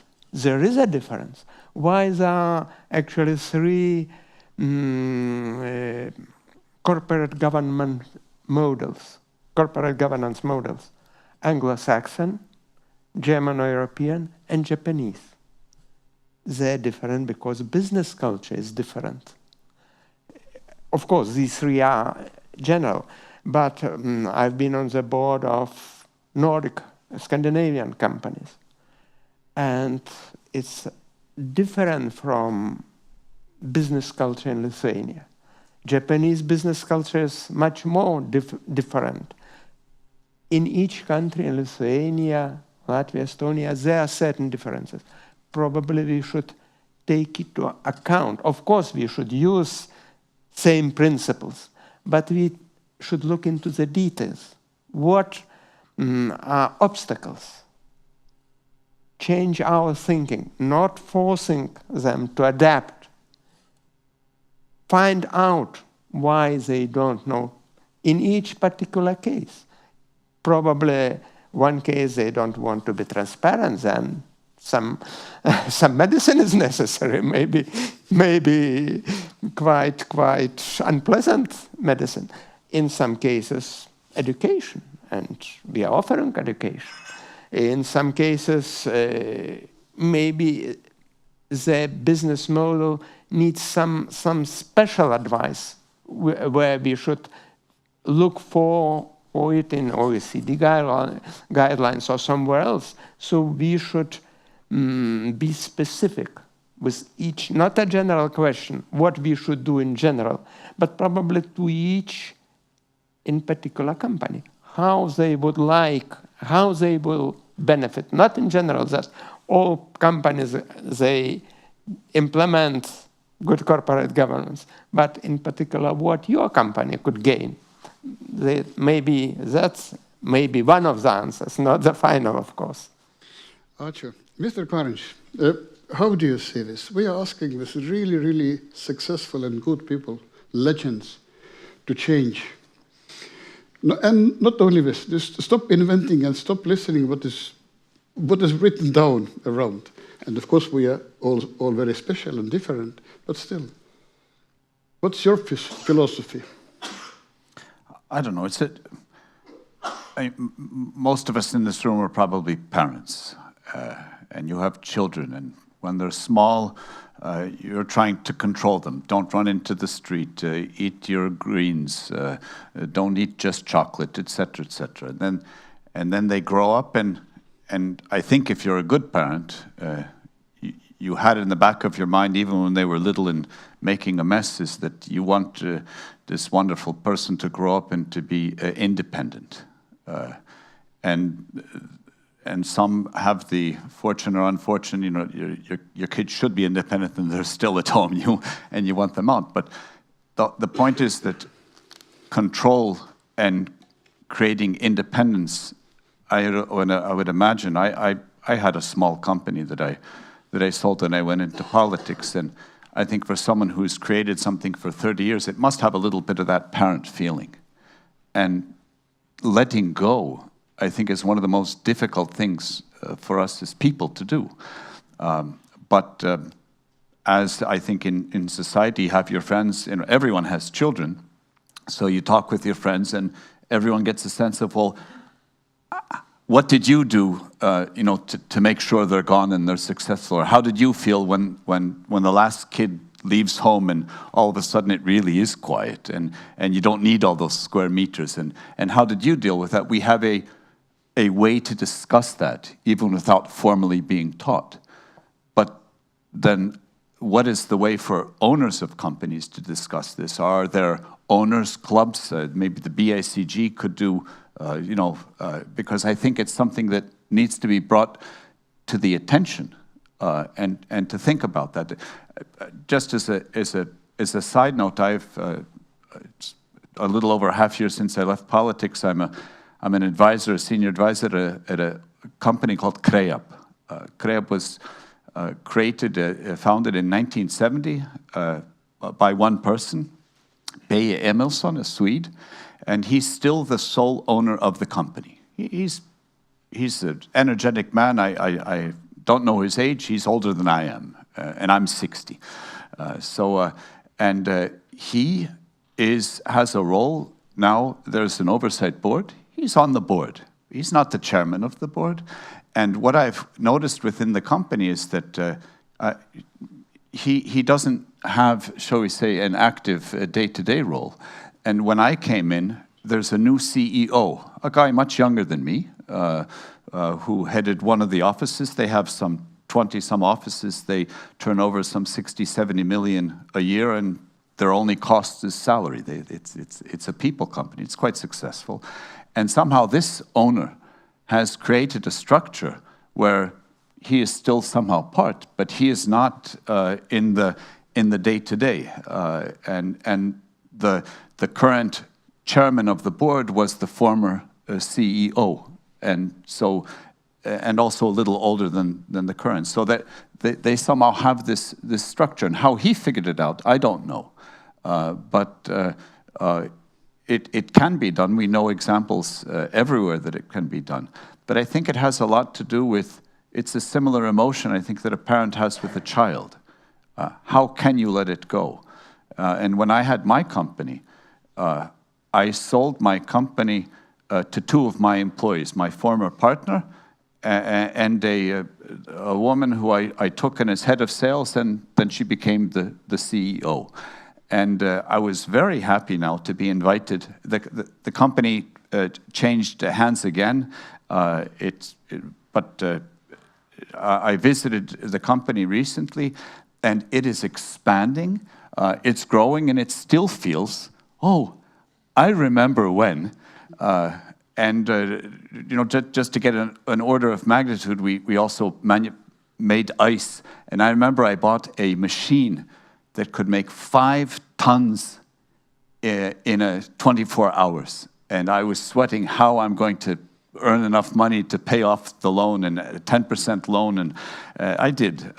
But now they just bought a machine that makes 30 tons in 24 hours. And they still have the other machines. I don't know, they can do about 50 tons in it. And I said, well, what the hell do you do with it all? Oh, they sell it all. And the company keeps growing. And as a former owner, you know, a long time ago, I still feel very proud and happy that they still invite me, and I get to see how the company is going. So I did that because I was, in a sense, forced. I went into politics. You can't legally run a company and be in politics, but practically, even if you know, I don't know, put your brother in charge and you think you're going to run it, if you're going to be good in politics, you have no time to run your company. So I sold it. Circumstances forced me. So it could be circumstance, but maybe a way to help to instruct or to teach these fantastic owners who have created tremendous wealth how to let go. Because society helps to teach us how to let go of your child, but there's nothing really that teaches us how to let go of our companies. Except BICG. But if I may, just very briefly, listening to what colleagues have said, I think we might explain it also in this way, that you're not giving the company away. You're not like giving the leadership even away. You just like invite some advisors to you, because you are still the owner. You can still call the shots, and you can still guide the board, or like, you know, overrule even if it's your call at some if it's needed. But think of it like this: that the independent advisors are like, or board members are like advisors that are bold enough to give you different views and argue with you. And taking it back to like political experience, in my youth I was advisor to my predecessor in the Prime Minister Andrus Ansip, and he's known in Estonia that, you know, he's very determined and always has like one truth, or never like, you know, lets anyone to argue with him. The actual thing is actually quite different, because when we were his team, he surrounded with his team, and I was like 25 years old. I was like, you know, hot-blooded. I was always, if I didn't like something that was on the table, I never shut my mouth. I always said it out. Sometimes, you know, I got, you know, shouted at because of that, but usually I felt that this was very much appreciated, and this is what I learned also when, you know, being prime minister later, like 8 years later myself. I also did the same. I really encouraged my team to discuss issues, and if needed, you know, tell me that I'm wrong. Please tell me when I'm wrong. And we have also seen in Estonia government leaders who like to surround with people who are only saying, yes, you are absolutely right. Yes, and you look very good today, and you are absolutely right. And your sound is, your voice sounds very, very good. Yes. So maybe it's one way of like advising the owners of successful companies is just to, you know, have some external advisors, you know, as independent board members, and see then if your decision changes. And if it doesn't, very good. Yeah, if it does, start doing. To reflect to Mr. Karinch and the story of a former CEO as a chairman of a board at the moment. In the school, what we are teaching them? That the place of a former CEO is not in the board. Why? Because he will dominate the discussion because he knows everything about the company. He will not let the discussion happen at all. And also, he will pay big attention in justifying his old decisions. So we are saying that the good place for a former CEO is in some other board. But this is as a fun fact for you.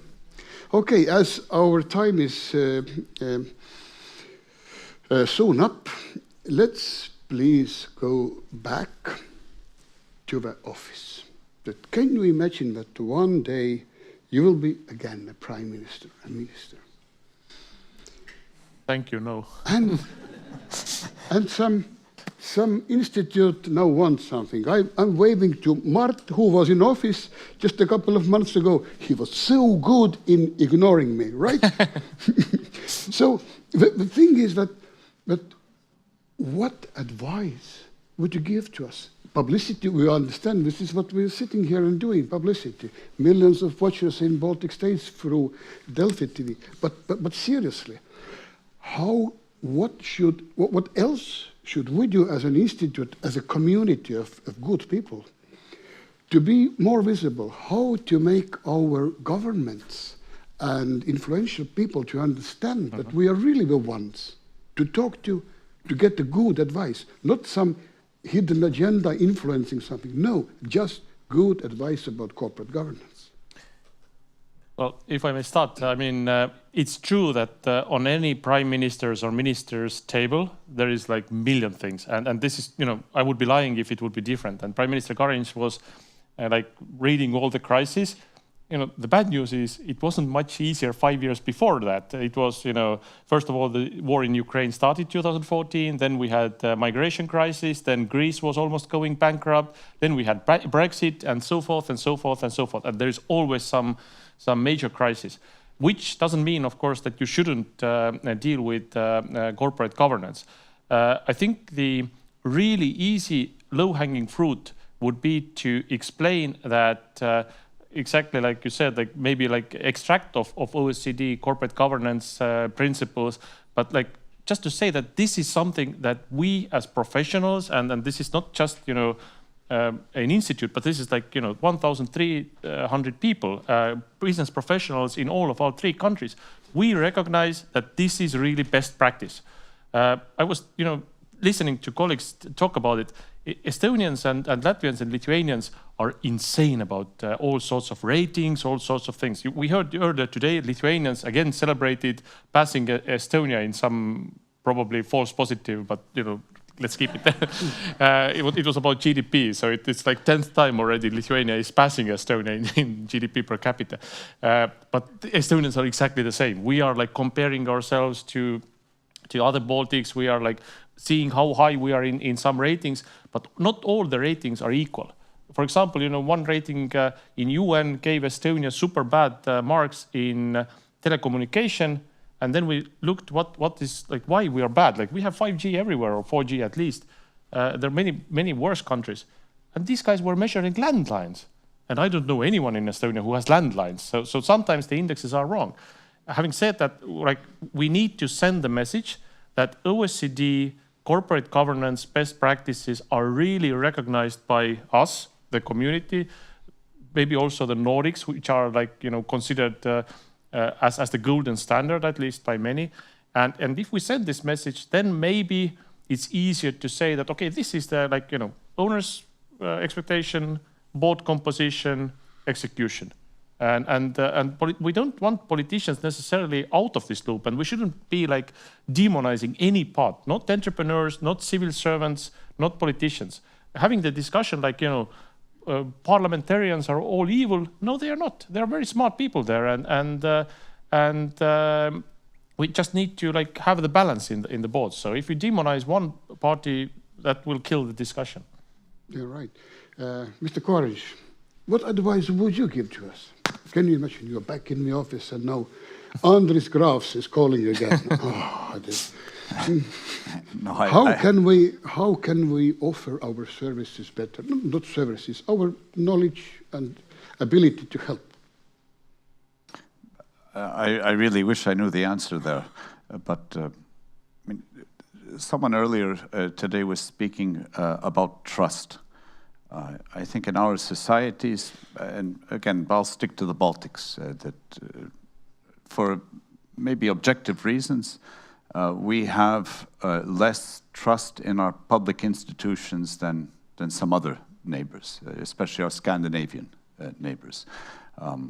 You know, do Finns trust one another? Yes. Do they trust the politicians? I'm thinking back to the COVID times. The Swedish government had few restrictions. It suggested that people should get vaccinated and said it was safe, so everyone went and got vaccinated.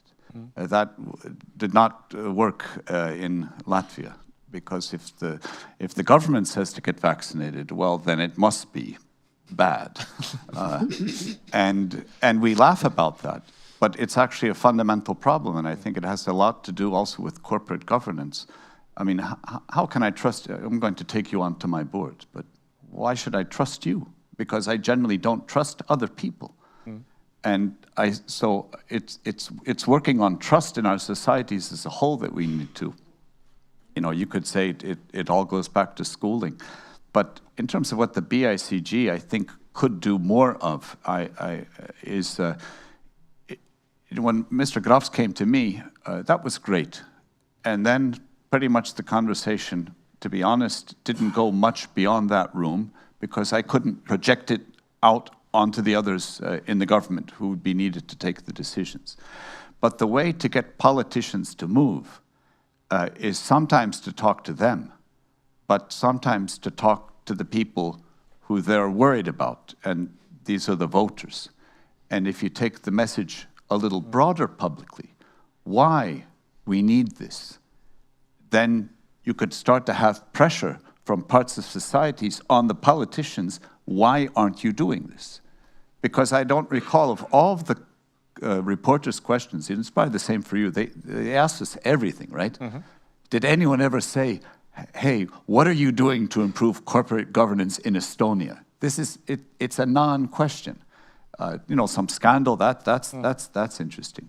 But so maybe there's some way to bring that awareness beyond the closed circles. It's a rather specific, but it affects our economies, because, I mean, through good governance of companies, the companies will make more money, and our societies will close that 25,000 euro gap faster, which should be, I think, the name of the game in terms of what our goal should be, the well-being of our societies. As a politician, and companies should be making money, and then the two need to work together.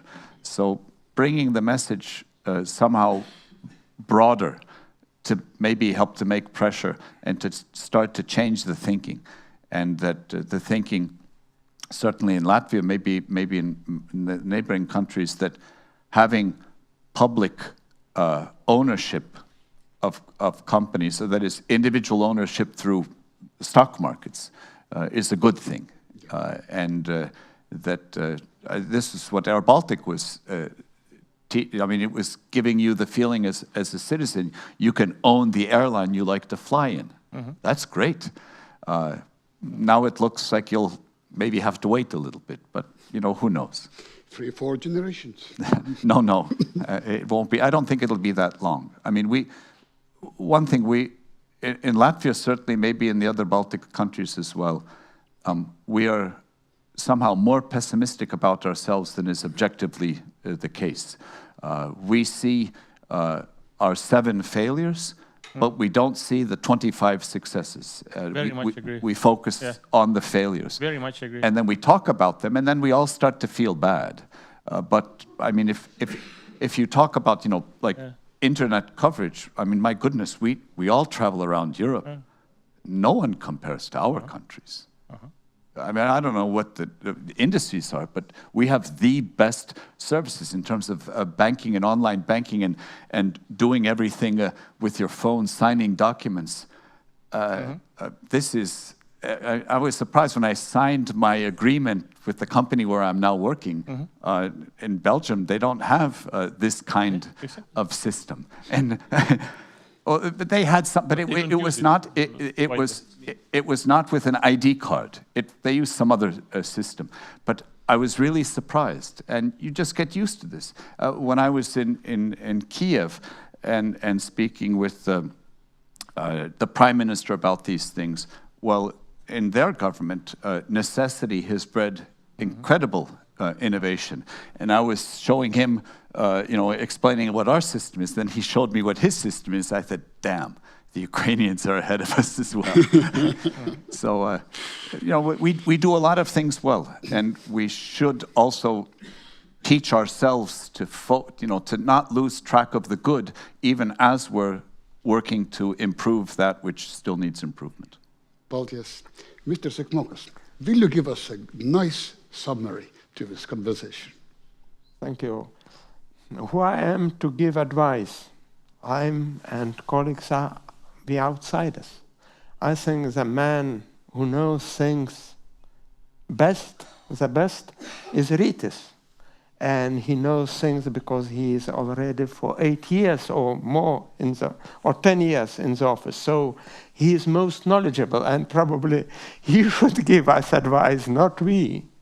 But I still have one advice. I think he has done a great job, and he's doing a great job. But still is one more possibility. I think he should think and should be different, better tomorrow than he was yesterday, and he is tomorrow, and he is today. Of course, it's difficult, but when you are for 10 years, you are getting used to things. You are less innovative. I don't say that you are not innovative, but you should consider how to be Baron Münchhausen, how to by hair. pull by your hair. I think this is the answer, because I don't feel that I may give the answer. Of course, I can give suggestions, but that should be, I appreciate highly what Rytis has done, what he is doing, but this is the best what I can suggest. Ačiū. Yeah, please. And if I may just reiterate what Prime Minister Karin said, and maybe make it a little bit broader, I think we have been focusing today on the shortcomings to a great extent in private companies and in state-owned companies. But looking at the facts, there is no, 6 or 7 million, or let's say no 3 countries in the world that have been growing faster as economies over the last 3 decades. Nowhere in the world. So our companies must have been doing something right, and maybe others have something to learn from us. And it's only normal that we want to get even better and like fine-tune it. And secondly, the same is with state-owned companies. I have had the privilege of working at 2 different boards, or 3 actually, and I have seen very professionally run companies. So it's despite some shortcomings, sometimes like hectic signals from governments or whatever it must have, or some like board shortcomings. I would say most of the companies, state-owned companies that I have seen in Estonia and Latvia and Lithuania are actually very well run. So just to put the context right, that we are really just advising them to make it even better. And I'm very happy that BICG has the mission. It's very, very important. Thank you so much. Applause to our Prime Minister.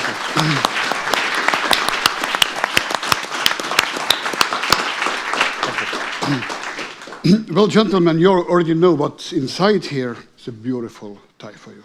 Thank you, Mr. Karin. Thank you. Thank you, David. Pleasure. Ačiū, Mr. Sekmokas. Thank you. Thank you so much for coming, and now we have a coffee break.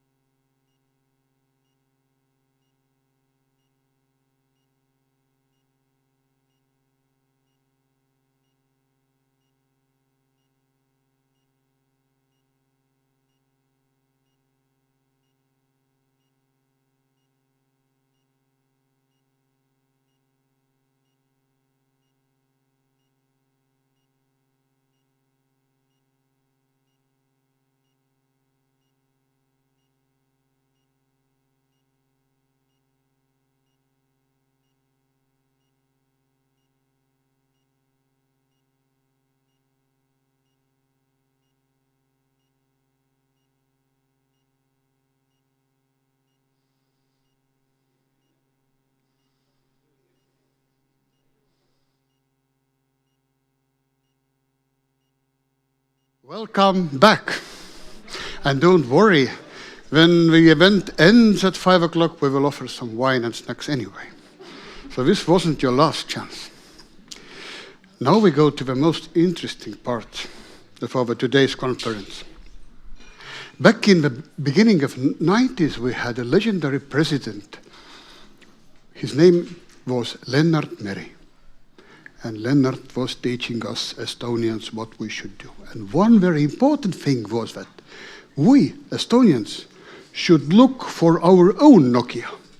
Look how Finns have Nokia, which is like 4.4% of GDP, and we are not. So all Estonians, thanks to Lennart Meri, were watching to Finland's Nokia and searching for our own Nokia. And everyone knows what happened with Nokia. It's all in the book. I have this Estonian version. I read it once, and I was thinking that how come that there is someone who is not a graduate of our board member education and says only right things in his book. And when I read it again, and I marked all places where it is about what we are teaching, and there is a lot. A good one. Who has read it? Please raise your hand. Almost a half. So this is nice. So the great news is that the author of the book and the hero of this adventure is here with us. Thank you for coming, Risto. The floor is yours.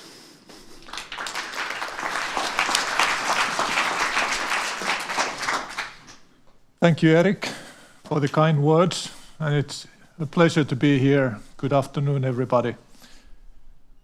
The Nokia story, for me, on a personal level, of course, started when I was a young entrepreneur.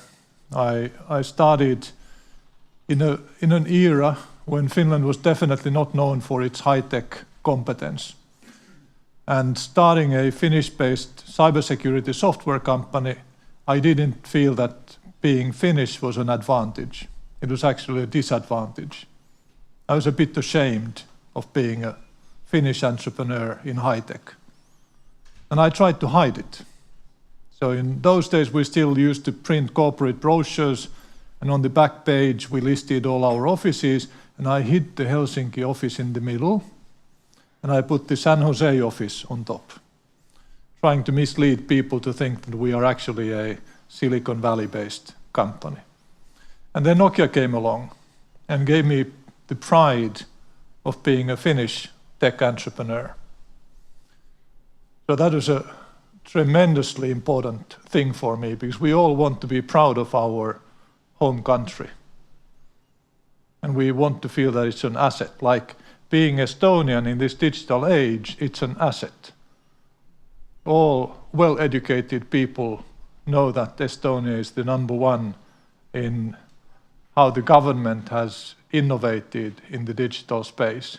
And I'm sure the other Baltic countries are not far behind. And Estonia is way ahead of Finland, for example, in this respect. So I was, again, proud of being a Finn and not hiding it anymore. So you can imagine my excitement when in 2008 I was asked to join the board of Nokia. This was like next to heaven for me, in my opinion. The best led company in the world with the greatest understanding and competence in strategy formation. And this was the time when the iPhone had just launched. And I was a bit surprised when our first meeting did not even mention the iPhone. And I hesitantly raised my hand and asked, what about the iPhone? But it was not a big deal. And then in the next meetings, the financial crisis broke out and the Nokia results plummeted, but that was because of the financial crisis. There was no fundamental issue. And then Android was launched, and suddenly there was a fundamental issue. which was the result of the disruption of the market by iPhone and Android, and the failure of Nokia's key R&D projects that got delayed, watered down, or even cancelled. And in 2012, when during the spring the company was in big trouble, I was asked to become the next chairman of the company, probably because I was the odd man out on the board, the one who was always questioning things and criticizing and asking awkward questions. So that's what you get when you raise your hand and ask questions. You're asked to do something about it.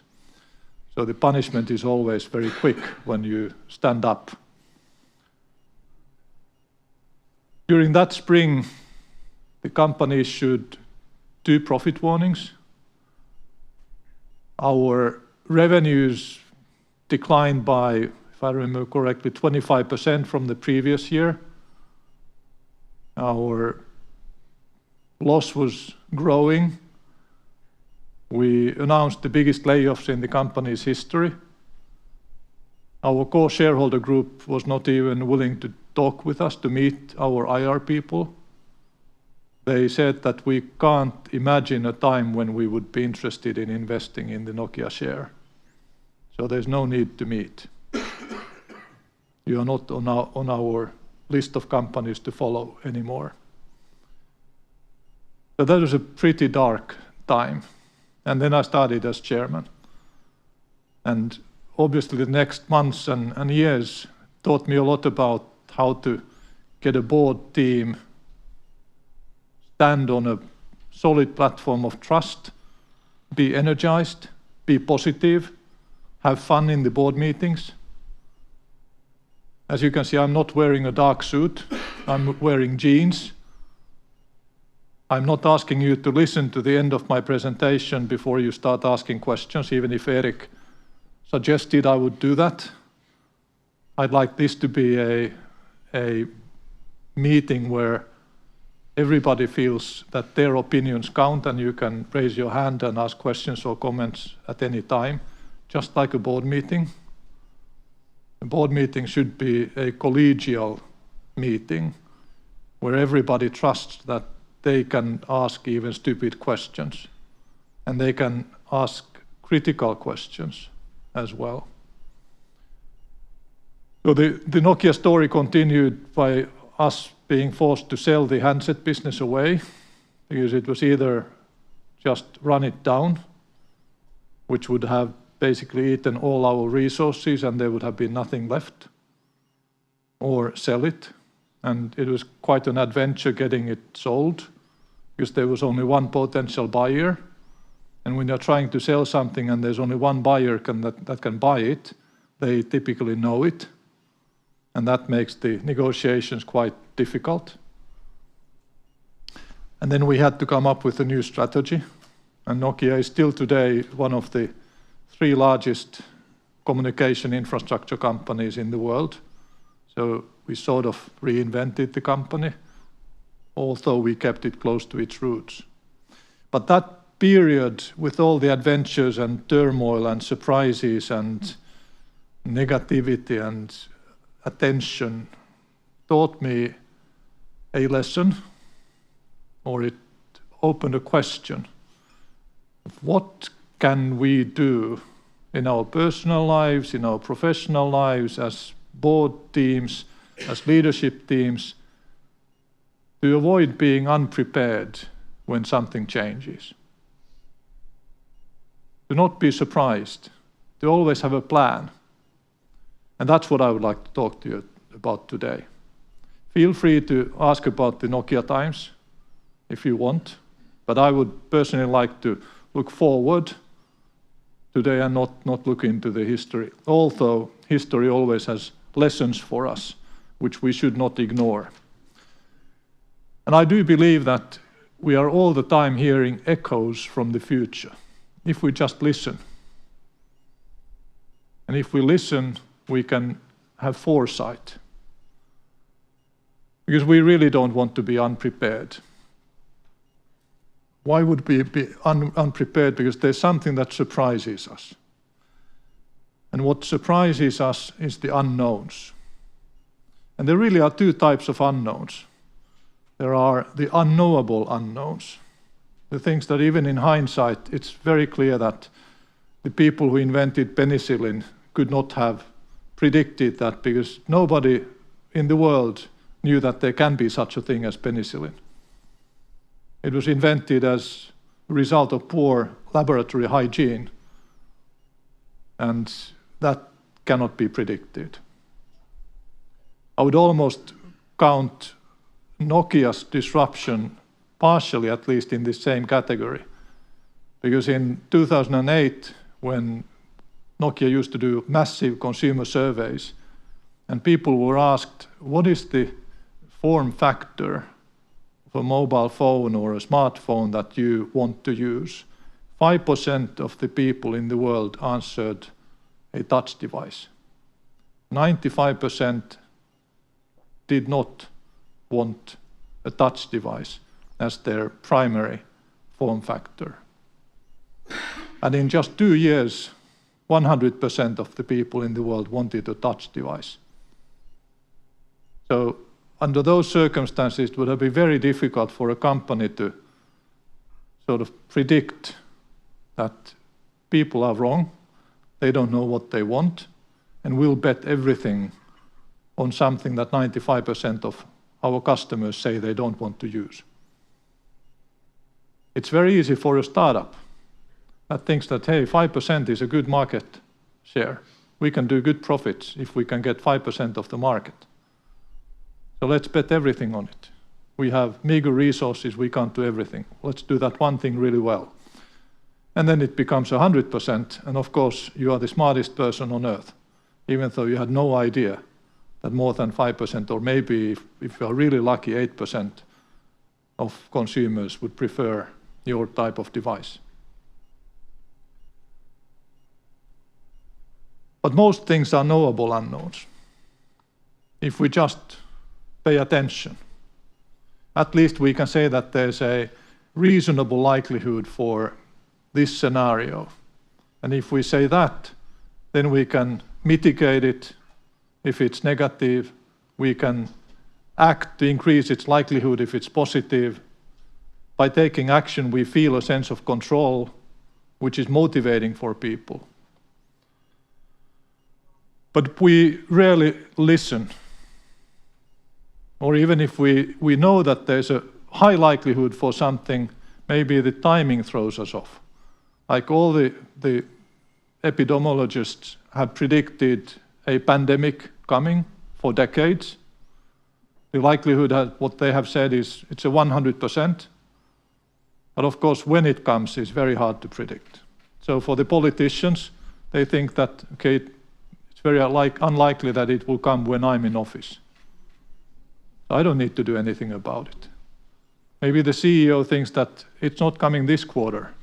So let's come back to the topic next quarter. And then we push actions forward. We don't do anything. Canon is a famous company, sorry, not Canon, Kodak is a famous company that went bankrupt because of digital photography. But do you know who invented the first digital camera? It was Kodak. They built it in the 70s. And the capabilities of the sensor inside a digital camera, of course, evolved according to Moore's law, because the sensor is a semiconductor-based device. And Moore's law is an exponential growth law. And it would have been very easy for somebody to predict, even, let's say, 1980, that there will be a day when a digital camera will surpass the capabilities of a film-based camera. And then think about the second-level outcomes from that fact or theory. And then you would have deduced for Kodak that betting everything on photographic paper and film is not a good idea for the long term. But yet, Kodak went bankrupt because their market share in photographic paper especially, and their margins were so high that it was a really difficult thing for them to consider that they can't continue doing that business forever. And I'm sure there were thousands of people in Kodak who believed that this disruption will happen, but the top management did not want to believe, and they did nothing. And I think these are the kind of experiences that we need to learn from history. And my recipe is very, very simple. It's almost naively simple. It is that we just need to observe, think, and act. But all three of those are very difficult. They are disciplines. They are things that you can do poorly, or you can do them really well. They are things that you can practice. They are things that you can invest in, both time and resources. They're not things that we are good at by nature. But yet we rarely stop to think, okay, how do I really observe relevant facts? How do I get the right data? And how do I think about it? And even those who go that far and they have a good prediction of what will happen, they rarely do anything about it. Because action is always difficult. So I'd like to talk to you about how we can get better in those three, and especially what do these 3 steps mean for corporate governance. But let me first give you an example. I'll talk a little bit about demographics. Because observation, as I mentioned, it's not easy. It's not just taking a glance, it is a discipline. And in demographics, we all know examples such as South Korea, which has the lowest birth rate in the world at the moment. For them to keep a stable population, they would need to have a birth rate of 2.1. And it went below 0.7, which is a disaster. According to United Nations, the population expectation for China in the year 2100 is 700 million, down from 1.44 billion. So less than half. Think about what would happen to Estonia or Lithuania or Latvia if the population would be cut in half. What kind of an upheaval that would be. So what do we know about the demographics that might give us some ideas? We know that in 2050, 50% of global newborns will be in Africa. For some people, this is a relevant fact for their business. At least it's a very relevant fact for everybody who invests in Africa. Already in 2040, 40% of newborns are Muslims. So the relative share of kids based on religion will be changing quite rapidly. And there's lots of factoids such as these that you can find, think about, and draw conclusions. But what kind of conclusions can we draw? Just a couple examples. One is that already now, people over 50 account for more than half of the world's consumer spending, and much more than half of the world's wealth.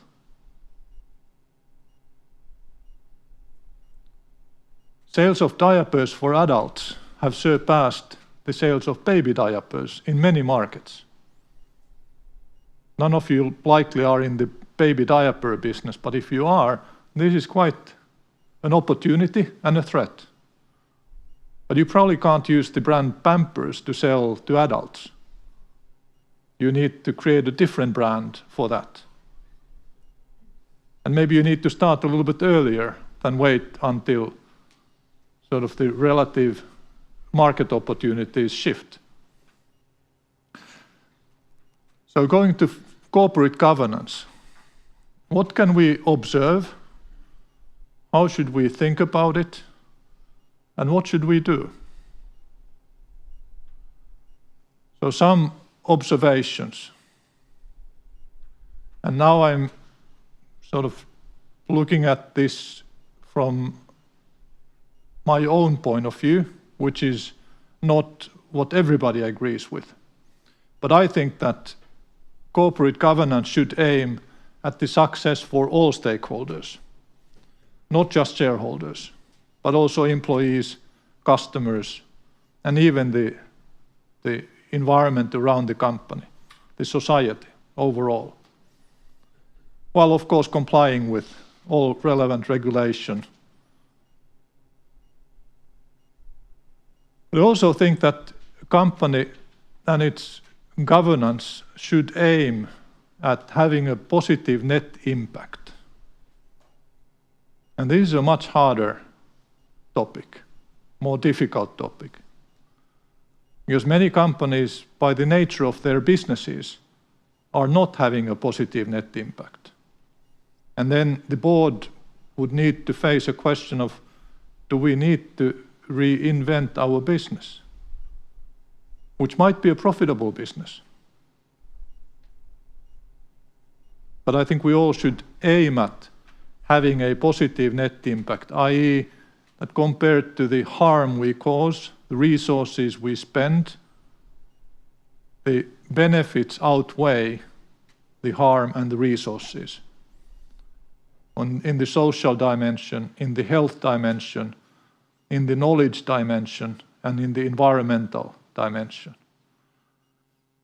And it doesn't have to happen overnight, but if we can measure where we are in each one of these dimensions based on science, then we can start to improve systematically by taking action. And we should believe and we should hope that there's an incentive in place for all companies to do this. Because otherwise, humankind will be in a very tough place very soon with the loss of biodiversity, with the climate challenges we face, pollution, etc., etc. So this should be good business to have a positive net impact. If it's not, then perhaps the most fundamental incentive that humankind needs is missing. If we are incentivized to harm, or at least we are neutral on whether it's good to be harmful or have a positive net impact, then that's not a good thing. But we can easily see that if we think that the frame of the picture is the sort of traditional corporate governance issues, regulation and so forth, and then the picture in the middle is the business. And the board obviously looks at both, tries to improve both and help and support the management to run the company in both dimensions. We know that the frame is all over the place and the picture is in flux as well because of many forces, the geopolitics, technology, regulation. So let's take a peek at each one of those three.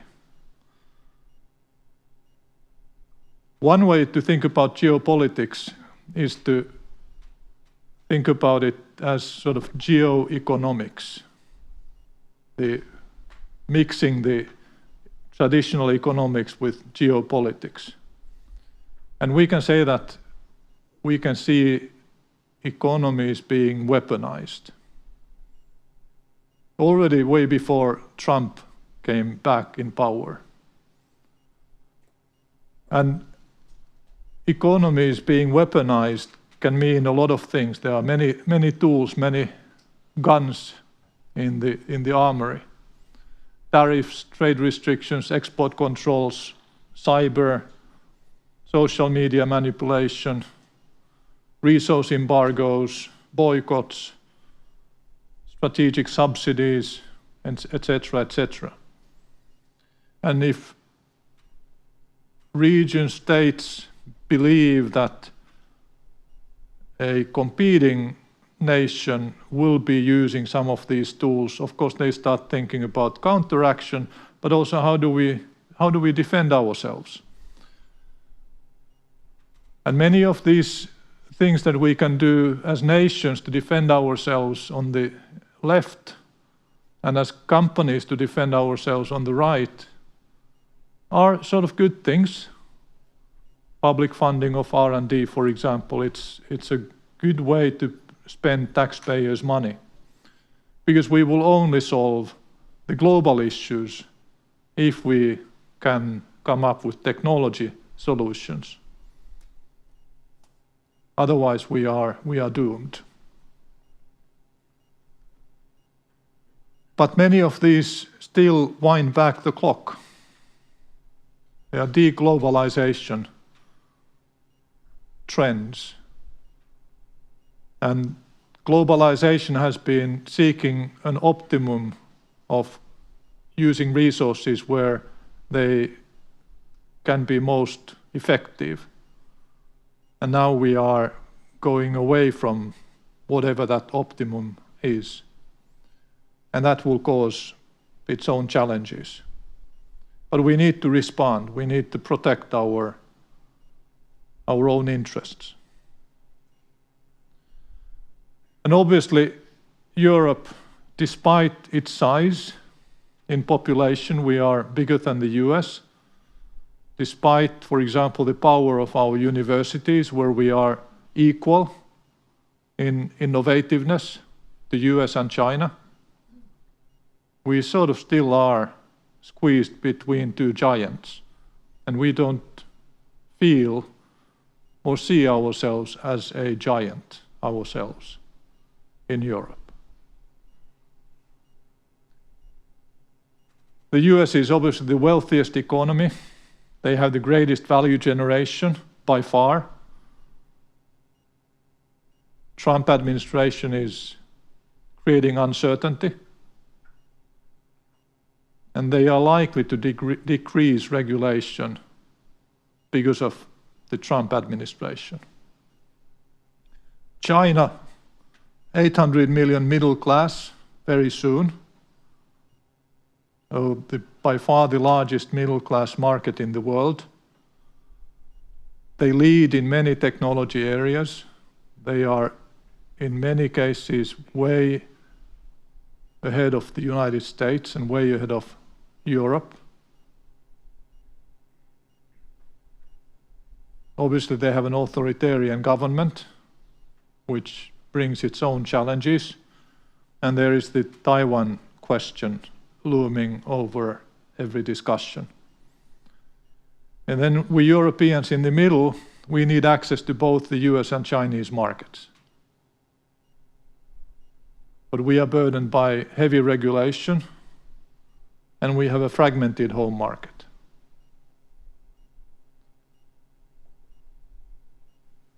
And then there's the Russian issue as a challenge to all three parties, but two of these parties feel like Russia is very far away. From the Chinese point of view, even if they have a shared border, they feel that the real Russia is very far away. And the Americans definitely feel that anything overseas is far away. As you know, they think that there's the United States and then there's overseas. So there are two equal halves of the world. And in addition, we also have these global issues of climate warming and such. And these all impact our corporations and the governance processes. One way to structure what is happening in geopolitics is to play scenarios. And I'd like to think of scenarios as a 5-step process. First, we create scenarios, and there are many tools to use to do that. And just ask ChatGPT, how do I brainstorm to create the right scenarios, and it will tell you. And then we ask ourselves for each scenario, what data could exist that would help me dynamically change the likelihood for this scenario so that I can predict whether it's becoming more likely or less likely. And once I have identified that data, I just acquire it. I pay for it for somebody, or I create tools that will generate that data, whatever ways I need to use.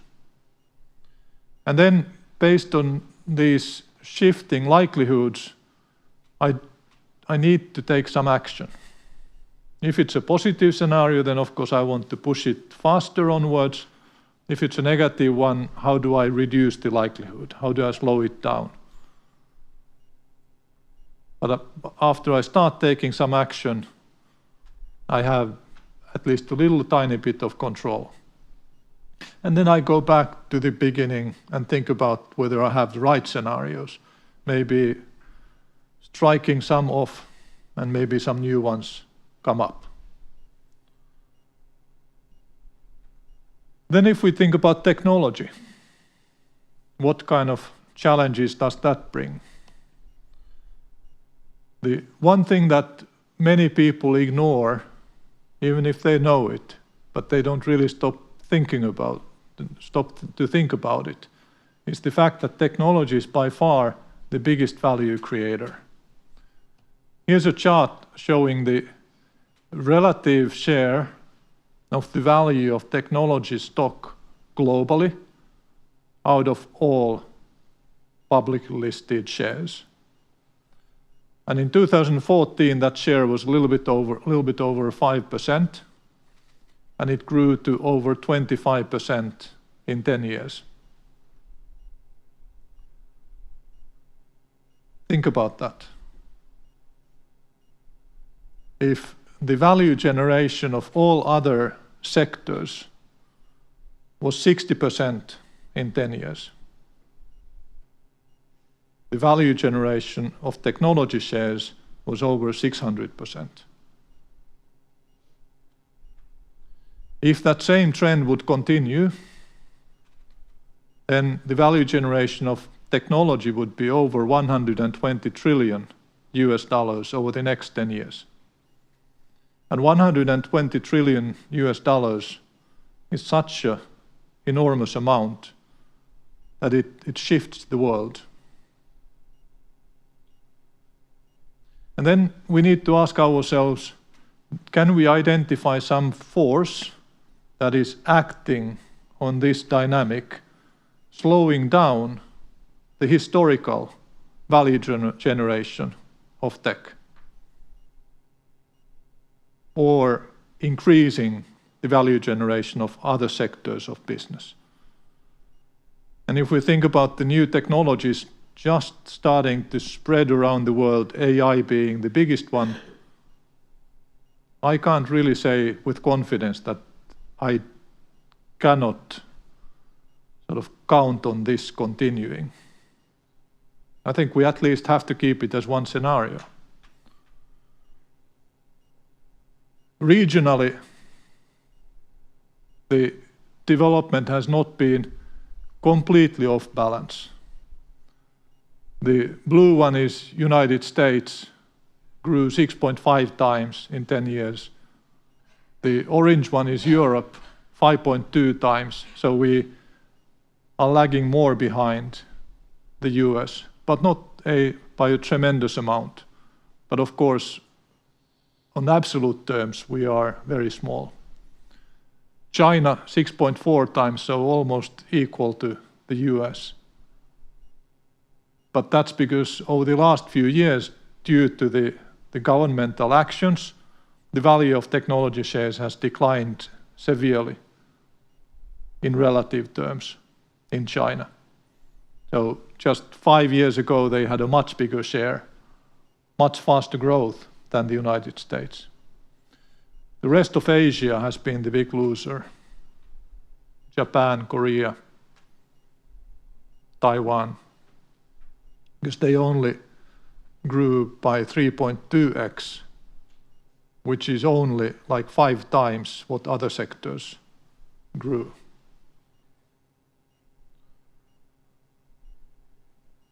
So AI being one of the key technologies, let's talk about that a little bit. What do we know? What can we observe about AI? Well, one thing is that all benchmarks show AI, and this is mostly about LLMs, but also other AI technologies, show these technologies inching closer or above the human capability levels. All of these curves go in the same direction. How about price? The cost of using these technologies has continued to decrease rapidly. In some cases, over 900x in 12 months. So very rapid decrease of cost. This year is in US dollars per million tokens, so this is related to the large language models. How about investments in AI? On the bottom, you can see the venture capital investments in AI growing clearly during those 10 years and going over 100 billion last year. This year, the large US tech companies alone have announced as their annual investment a combined value of over 300 billion in 1 year. So here are some facts or metrics that we can observe. So capability is growing, price plummeting, investments growing. So what do we expect as an outcome? Again, you can come up with a number of scenarios, but one scenario is that AGI, or sort of human-like intelligence, is not that far away. And what do you expect to happen when somebody like OpenAI or DeepSeek or the Manus platform announces in September this year that we have AGI? And you can hire it for $300 per month, and you have an employee that has read all the books in the world and works 24 hours per day and can do many things in just a fraction of the time that a human would take. What do you expect to happen when such an announcement would be made? I think a lot of meetings would be held. What do we do now? Because we were surprised by this. We didn't predict this. What do we do? And my question is, if you assign even a reasonable likelihood for this during the next 24 months, why don't you have that meeting today? Well, not maybe today because we have the wine tasting, but tomorrow, after you have recovered from today. There's nothing stopping you.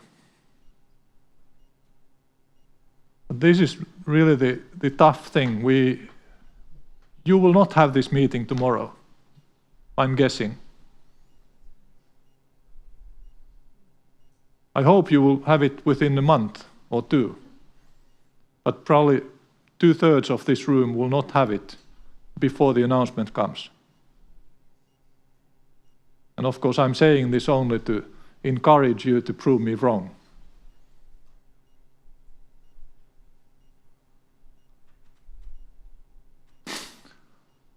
If we think about what is happening in all areas of sort of corporate behavior, we can define what has been the classical way of doing things. Sort of this planning process where the executive team meets and they create a plan over a sequence of meetings, and then they do PowerPoint presentations and corporate emails that they send to all hands explaining what now will be done, and then that plan will be rolled out and it will cascade down. And the world has changed while that is happening. And when the world changed, the executive team meets again and the same process repeats itself. But maybe that can change, and today AI is enhancing almost everything we do. We can have enhanced insight on our observations. We can collect those observations and metrics automatically. We can massage our messaging using AI, and so forth and so forth. But what we should be thinking about while we use AI in this sort of augmenting way, we should be thinking about where are we heading to, and what would be the AI-driven model to operate.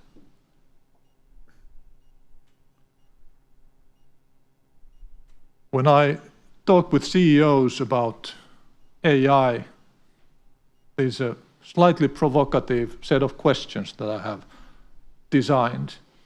Will your business survive without investing into AI? If the answer is yes, I don't believe that, but please rethink this on a frequent basis as you learn more about AI's impact. If you say, no, we wouldn't survive without investing, are you already one of the global leaders in implementing AI? You don't need to be the developer of AI, but you're one of the leaders in implementing. Yes, well, great. Could I buy your shares somewhere? Because you're very likely to have a competitive edge. By the way, there's one way to invest. Figure out a way to measure which companies are best in implementing AI. Create a fund, a quant fund, based on that and invest into it. I think it will pay off. Do you have an AI-capable leadership team member in charge of the transition? Because if you don't have a person that is accountable for this opportunity, then it doesn't happen. A shared responsibility for people who have 100 other things to do, it typically doesn't work out. There are exceptions, of course. Do you overall have the competence that you need? If not, then do something about it. Is your AI investment at a higher level compared to a well-funded startup aiming to disrupt you? This is, I think, a useful yardstick.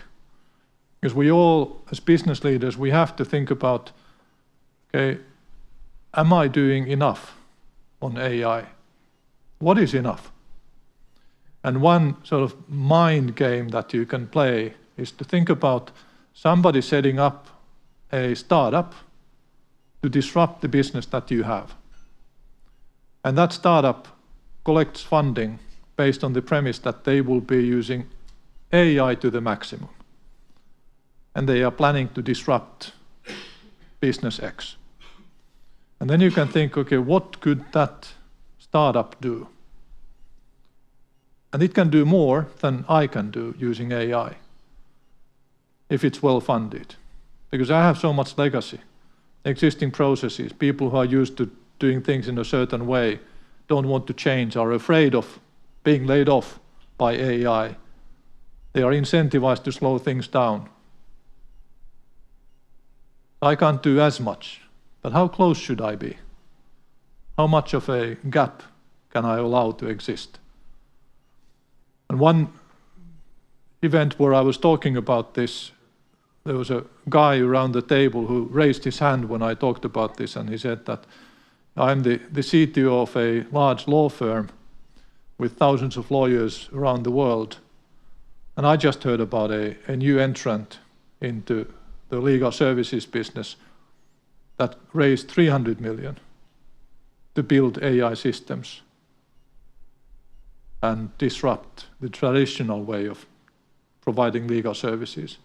Of course, they are not sort of removing all people, but they can have maybe 10% of the number of people, all research, all documentation, all back office processes being done automatically by AI, and the people only interfacing with customers. Venture capitalists are actively thinking about how do we help create, and when will we be seeing the first company that has 10 employees and does over $1 billion in revenues using AI. And that will happen. I can't say exactly when, but it will happen. Maybe they will have 20 people. So when you are in that situation, you can easily hire some people, but you could survive with less.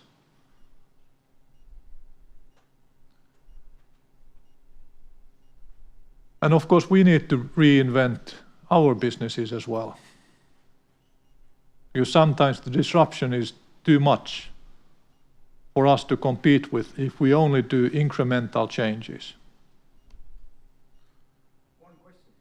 Go. What's happening in the US today is that there may be interruption of the AI. No, it doesn't look like that. Actually, it looks like the opposite. No, I think it's genuine human stupidity that we are witnessing. There's nothing artificial about that. We have been able to do this for a very long time, but it seems that the restrictions on accessing data for training purposes are rather being lowered than raised in the US. Privacy questions are put aside rather than raised up. But of course, it's still early days. This has been such a chaotic 3 months that it's hard to sort of extrapolate. But I wouldn't say that AI is being slowed down. And of course, the tech world in the United States and the tech leaders have been quite supportive of the current administration, which has not only done what they want, but it has largely done what they prefer. So let's see. And we should be thinking about how do we renew the board work in the era of AI. My personal objective is to have an AI board member over the next 2-3 years. Not legally, that will take much longer, but as an observer with speaking rights. And it's not that far away. I could implement it right now, even doing it myself, because the tools are so easy, because I'm a programmer, but not a very good one. But it's not necessary to be a good programmer to do something like this. Just a software robot that listens through the microphone in the meeting room and continuously runs certain questions or scenarios, asking itself, is what I heard something that I should now react to, say something? Or was there a question for me? Just like saying, hey Siri. Pretty elementary. How does the management team, how does the middle management? Okay, this is unexpected. Apple TV launched up. I said, hey Siri.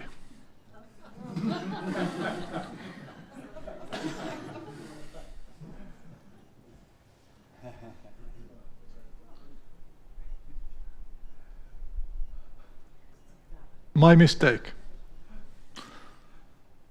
It should not have been on, but apparently it is. Because I don't want the device to be listening to me all the time.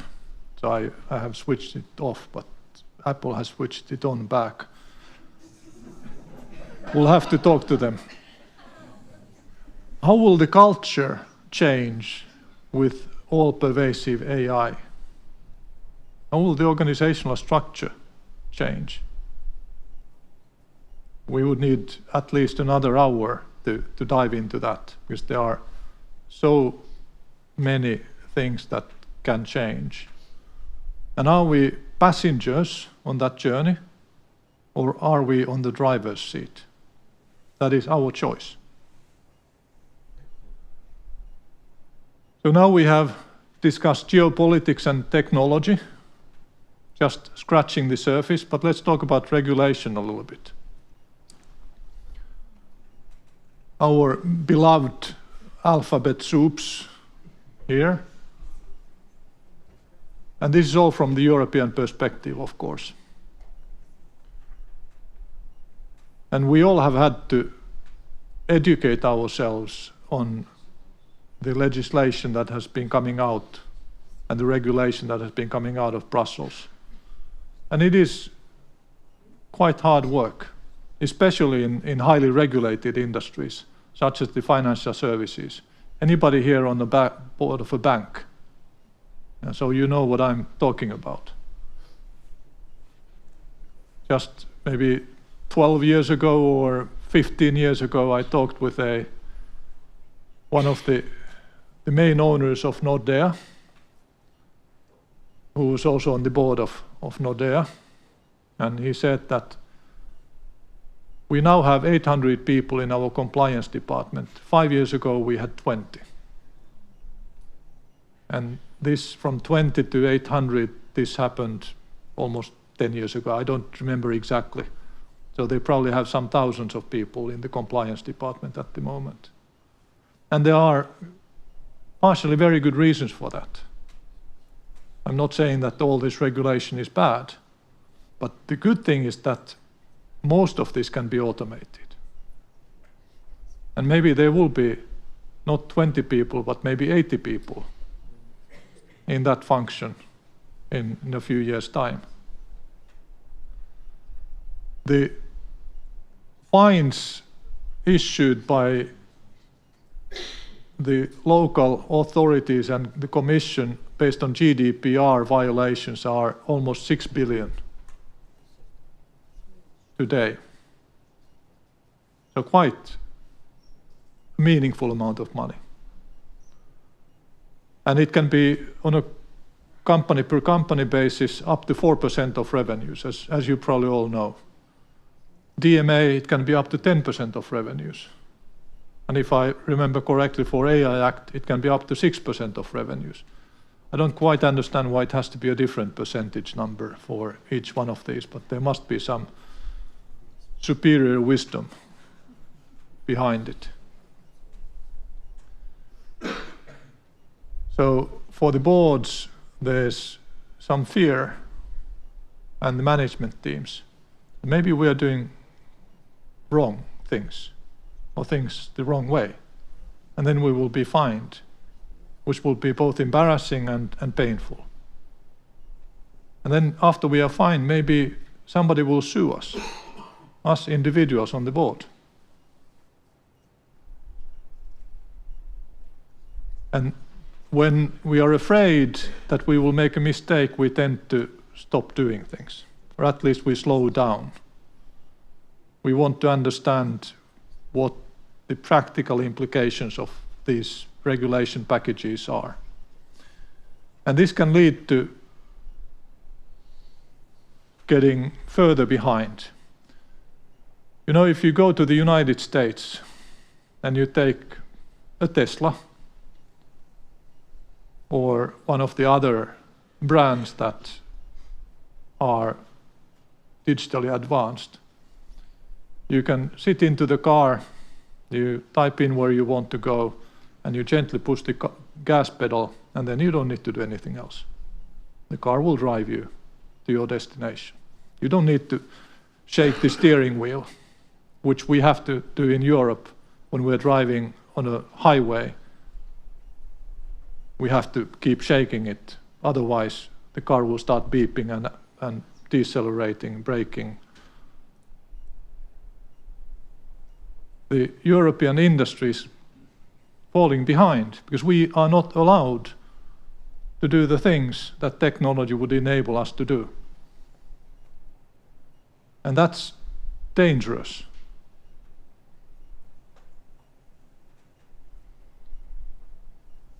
And litigation, as I mentioned, is growing against board members. Just on climate, there have been almost 3,000 cases raised worldwide against companies. Cybersecurity-related cases against boards are quite common.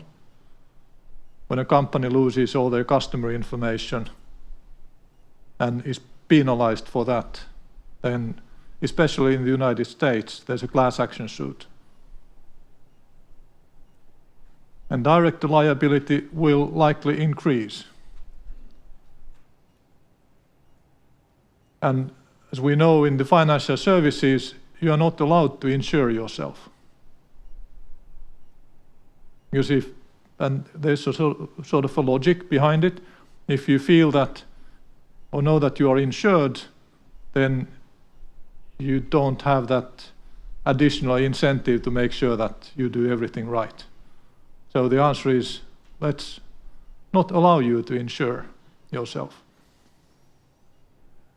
But is that fair? But maybe in all of this, there's an opportunity. So how do we brand European services, European products as very reliable, very ethical, very safe?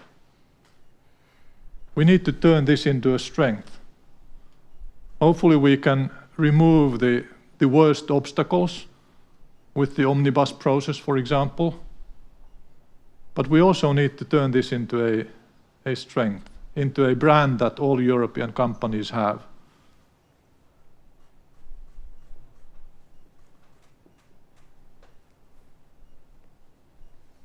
There's also a growing competitiveness gap between public and private companies. There are so many additional responsibilities assigned for public company boards and public companies overall. Disclosure requirements, board composition, say on pay, ESG, etc. And the fact is that statistics support that private companies are more competitive because there are less public companies all the time, both in the US and in Europe. Europe has lost approximately 1,000 listed companies since 2010. That's down from, if I remember correctly, something around 7,000. And in the US, since '96, when the number was highest historically, it's now half of what it used to be back then. So again, being on public company boards, we need to think, how do we reduce this competitiveness gap? How do we change the board processes, board behavior, board agendas, so that we are not giving up? But we need to be more competitive. We need to be more efficient.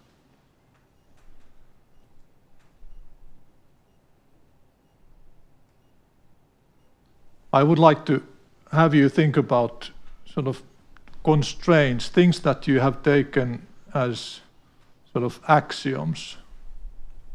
For example, that human expertise is scarce. That's just one example of something that we have taken unquestioned. But what if that disappears? What if through technology, AI, that kind of competence and capability becomes abundant? We can have 1,000 people, even in medium-sized companies. They're all AI, of course, and they only cost $300 per month. But that's only 300,000 per month for 1,000 people, but they will work 24 hours per day. What will that change? And through that lens of thinking about, okay, what do we think as unchangeable? And then you ask yourself, is it actually unchangeable? or is the latest tech or the tech that we'll have in 2-3 years, will that remove that constraint? And what used to be scarce becomes abundant. If we can predict some of those, we have an advantage, because most companies are not thinking about that. And as we look for productivity, my golden rule is that the best way to increase productivity is completely eliminate what was done before. So if you have a function or an action, can we completely eliminate it? Doesn't need to be done anymore. That increases productivity a lot for that particular function or action. If we can't eliminate it, can we completely automate it? If we can't completely automate it, can we have our customers do it? And we don't need to do it anymore. And if we can't have our customers do it, then how much better can we do it using technology? So what would we get if we try to extrapolate the data points that we discussed? It's a fairly long list and we are out of time, but clearly we will continue facing Russian hybrid operations and even threat of war. It's at least a scenario that this will continue. Rising compliance costs, even with the omnibus process, it's unlikely that the compliance costs would plummet. Increasing complexity, it's already there. We are just getting to grips with it. And this can lead to a governance fatigue. I think board meetings should be fun. I think we should be laughing at board meetings. And it's a bit hard to laugh about regulative processes. So I have always challenged myself on how can we pay sufficient attention to compliance topics, but maximize the time on strategy, on the competition, on our customers' needs, market shifts, which are much more fun. And they are at the core of making the company successful. And can we, in Europe, turn regulation into an asset?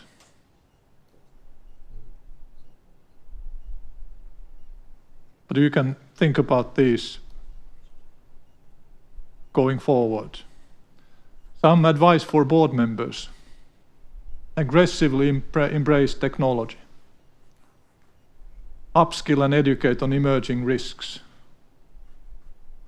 Integrate geopolitical and cyber risk into governance. Cultivate an agile governance mindset. And let's start lobbying Brussels. Sometimes, of course, I come from the technology world, so I'm biased. But looking at it from that angle, Europeans are in minority lobbying Brussels. The Chinese and Americans are the majority. And it's a bit sad that on our home turf, our competitors are much stronger in trying to influence our decision makers. It's not right.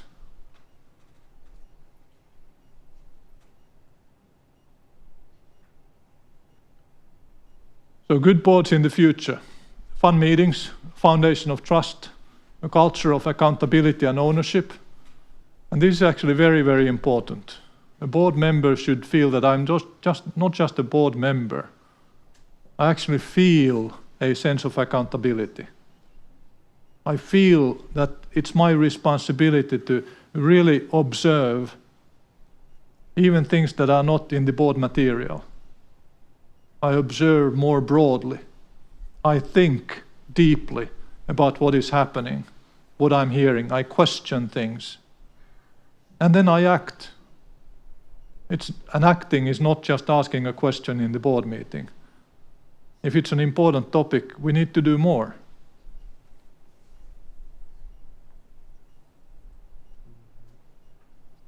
And we actively use technology in the board changing the way board materials are created. How many of you have adopted a process where the board materials are sort of group edited by board members as well before the board meeting? Some hands, not very high, but a little bit.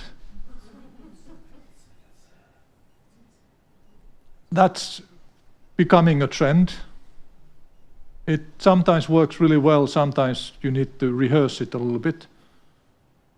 And as said, I want to have an AI board member / secretary, and I like the Nordic style of boards, not as much the German or the US style.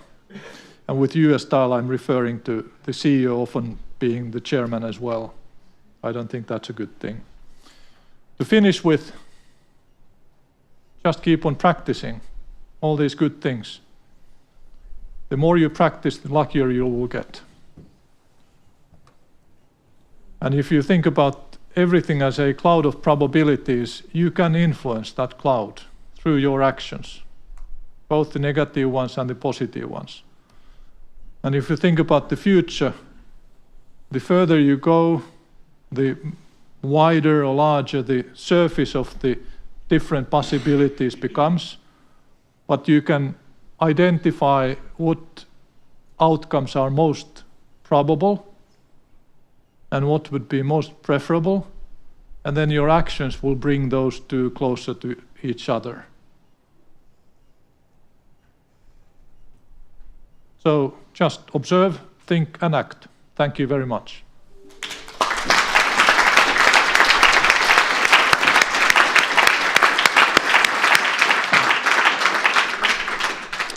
Kiitos, Krista. Can you please sit down? Yes. We will have a session for questions and answers. And I'm asking our dear board member Vita to help us with this. You can also please sit down here.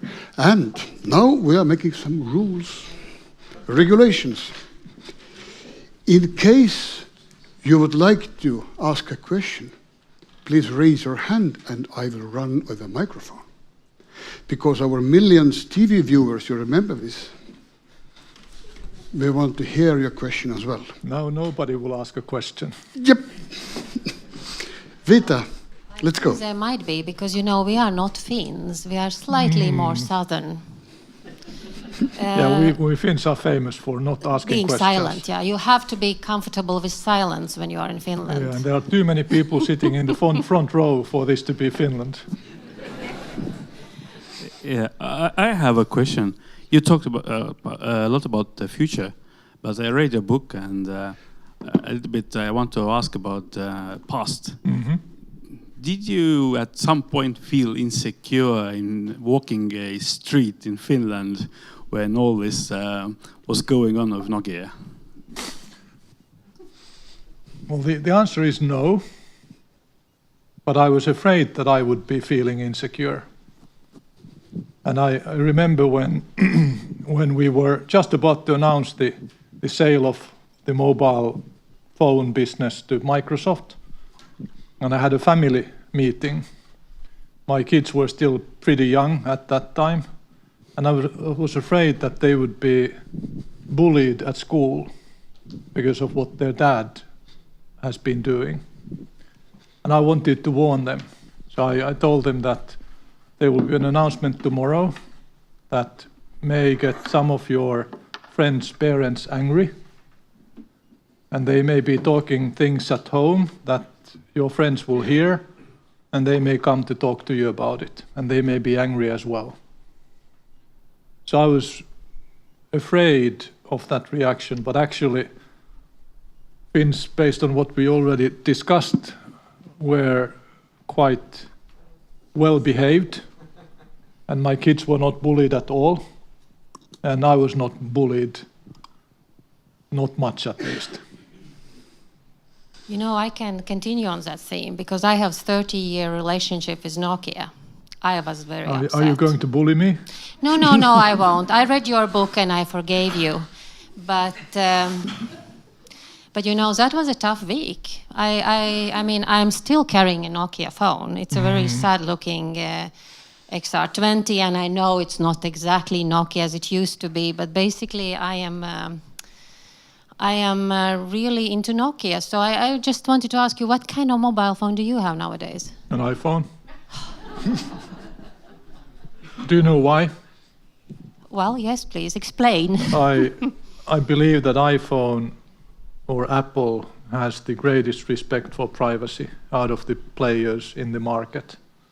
And being in cybersecurity for my whole life, that has steered my choice of device. Apple is not monetizing our information. They are using it, but in a limited fashion. But the Android ecosystem is actively monetizing it.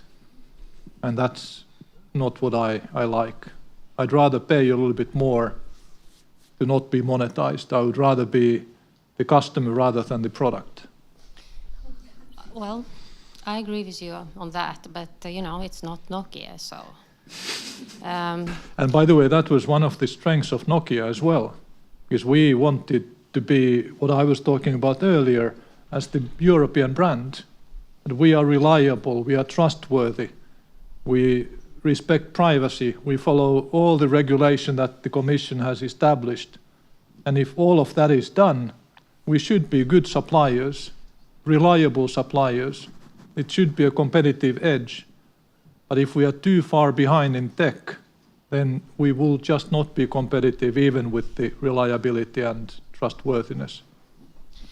You were talking a lot about kind of this huge macro perspective, and I would like to most talk about what's in it for us here in the Baltics, And I agree with Estonian Prime Minister who said that we should have a Nokia ourselves. I mean, Nokia used to be basically what ChatGPT is for generative AI nowadays, because, you just took already something that was done and you made it elegant, easy to use, customer friendly. So I think that, and actually Nokia was transformative for Finnish economy, for Finland. I mean, you told yourselves that you were ashamed to be Finn, and then suddenly you became proud to be Finn. And I think that we also need our own Nokias. I think that it needs to be a technological company. And we are in slightly different levels in the Baltic states. But basically, I have a feeling that we don't have our regional champions yet. And I would like to ask you, I mean, do there need to be some kind of requirements for to generate these regional champions? Do we need to have some special D&I in our region to have these companies? And I don't want one Nokia. I would like to have 3 to 5 Nokias in the Baltic. So what needs to be in place for us to succeed? Well, Nokia was too big for Finland. So for the Baltics to have 3 to 5 Nokias, it would be as much a curse than a blessing. But obviously you could have sort of slightly more focused, slightly smaller, equally successful companies, and that is definitely something to aim for. But Nokia was just too big a duck for too small a pond, and it was not an easy thing for either party. 25% of all Finnish R&D was through Nokia. That's just too much for a single company. If you have 5 of them, then you have 125% R&D. Yeah, but we can hire these people. Yeah, and when the Nokia's old business collapsed, that was in many ways a blessing for the Finnish startup ecosystem. We have a large number, just like you have, proportionately even a larger number of very successful tech companies, young tech companies. And in Finland, many of them are full of old Nokia people. Well, I think that's also one of the effects. I think Estonia is seeing that because of your so-called Skype mafia, isn't it? So it's very good to have these initial innovations and these companies and that support the ecosystem. So where shall we target? Because we shouldn't look back. We should look forward when we establish our champions. Where shall we look for? Well, I very much believe in creating an environment where it's easy to set up young tech companies and easy to bring foreign expertise into the country, easy to hire, maybe even easy to fire,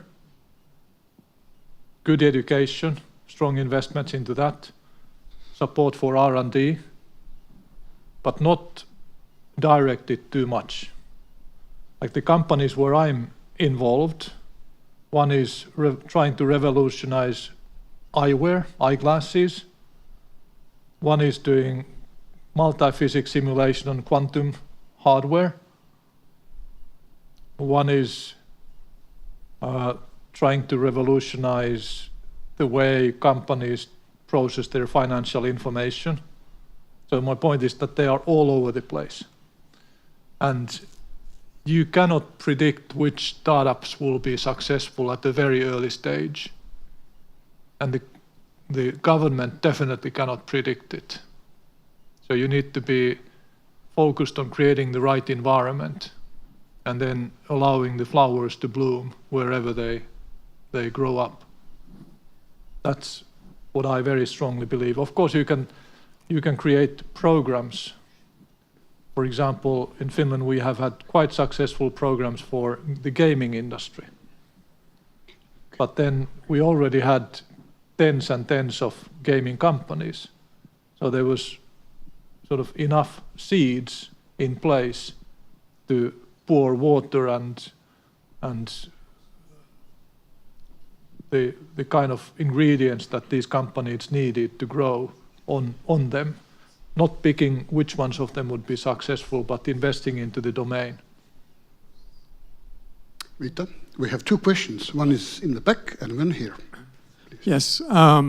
Given the board's responsibility to handle the different stakeholders you've discussed, how do you stop it becoming just a committee that actually in paper satisfies everybody, but satisfies nobody because you're trying to do too many things?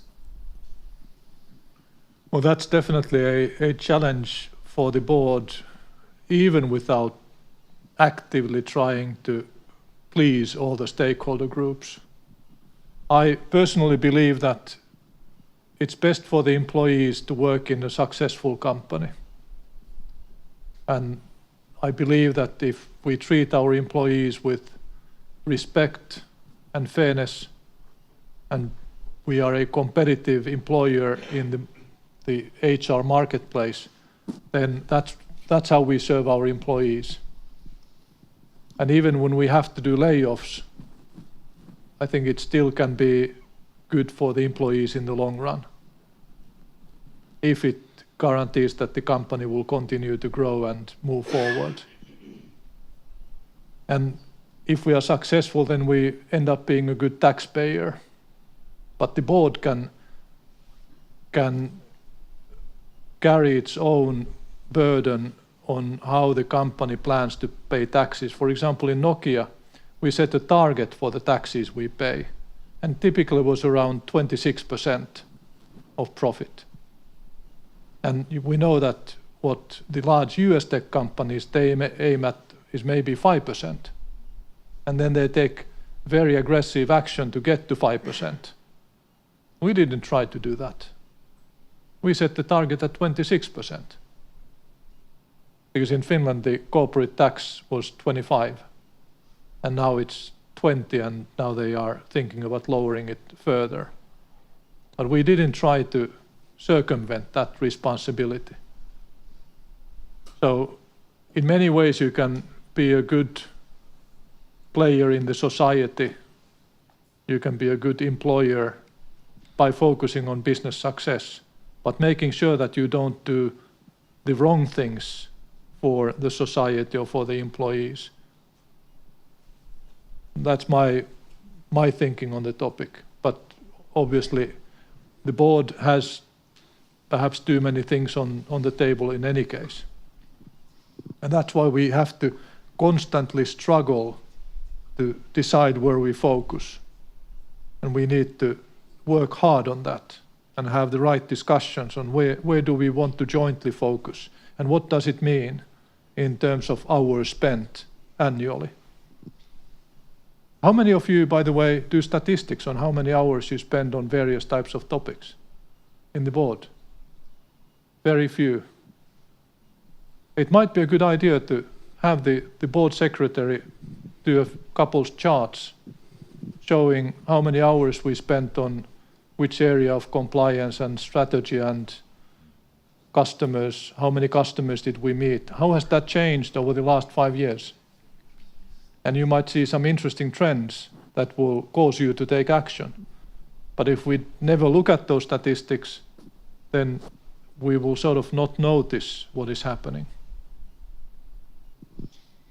Well, I know from my experience that sometimes in the board meetings there were 25 topics on the agenda, so obviously you can't go in depth of those, which is kind of actually sad. And I know I have checked some governmental agendas where you have 100 agenda points for one day, so that's kind of scary, isn't it? You have to have some priorities and you have to have focus.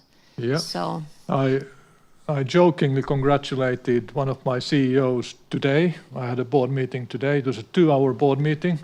The material was 180 pages. So I congratulated him on how could he get so many pages for just a 2-hour meeting. But to his credit, I must say that probably 140 pages were marked as belonging to an appendix. They were not mandatory reading, but of course a responsible board member reads every single page. So we still all read the 180 pages. So how do you prioritize? Just like you prioritize everything. I mean, prioritization is not difficult as a theoretical exercise. We all can do that. But carrying it into reality is somewhat more difficult. Okay, we had one other question, yeah? Yeah. Thank you for one very good webinar in the first months of COVID made by Nordic Business Forum, and that was scenario planning. And thanks for that, we get very good scenario for what this worked. But my question is, what is your suggestion today? What's AI can provide the best scenario planning? Or you have some suggestion, what is the question you have to ask from AI to get the best scenarios? Are you now talking about identifying the scenarios that you would need to look into? For the future. Yeah. So for you to use the current AI in a very effective way, you need to understand how these systems react to the prompts that you give to them. And that's not, it's sort of a new art. It's a new muscle that you need to build. You shouldn't just ask what you want. You need to understand how to phrase it for the system to do what you actually wanted.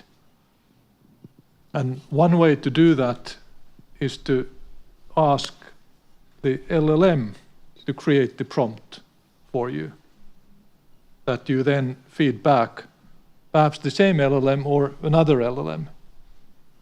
Maybe you can identify one LLM that is really good at creating prompts, and then another one that you use to answer it. But this is the way the LLMs that do sort of planning, this is how they work. And many of you have seen this because, for example, the OpenAI deep research function, it allows you to sort of track how it progresses in its own thinking. And it starts to break the bigger project into pieces and then executing those pieces one by one. And a good prompt for a normal LLM does much of that. And it explains in various ways what you want as an outcome, how you want it expressed. And you can, of course, also chain different LLMs doing an agentic architecture and workflow. Doesn't work really great yet. The benefit is quite small at the moment, but that will be changing as we go forward. But just experiment and exercise the muscle of prompting. I understood that we have one more question. Yeah, I wanted to ask a question about, it seemed like a very interesting, almost mindset bias that you introduced after you did your presentation. Towards the end of your presentation, you were speaking about the European needs to get better performing enterprises that are more competitive, in particular with the United States. And I would fully agree with that. And then when you got the question about Nokia, and you talked about how one of the problems with Nokia was it was almost too large for its own backyard. It was kind of a bad thing. But that would be a little bit like saying Microsoft is too large for Washington State. It's really a bad thing that Microsoft is in Washington State. The European Union is more of a confederation of states. But the thing that you're talking about there, isn't it one of the fundamental problems that you have, which is this thing of, well, we wouldn't want something that's too large, for example, for Tallinn or for Vilnius or for Riga. I mean, what is too large for Riga? Can't you have a global enterprise that is not too large for Riga? Because what Microsoft did is they brought people from all over the world, and I grew up in Seattle, and they brought people in from all over the world to advance their business. Why would Nokia be too big for Finland? Yeah, you sort of caught me with my pants down with that. I think you are right in sort of challenging my conflicting statements and poor logic on that. And I need to rethink how I would express it. But the fact is that Nokia suffered in Finland. It was a challenge for the company itself.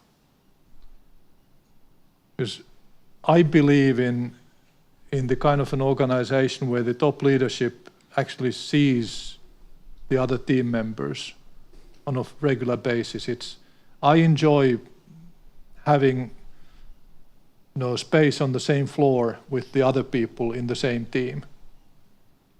And in a small country where you set up a leadership team trying to hire the best global talent, you can't easily get them to move to a small country. And then you have a globally dispersed leadership team, which brings its own challenges. So that's just one example of the kind of challenge that Nokia had.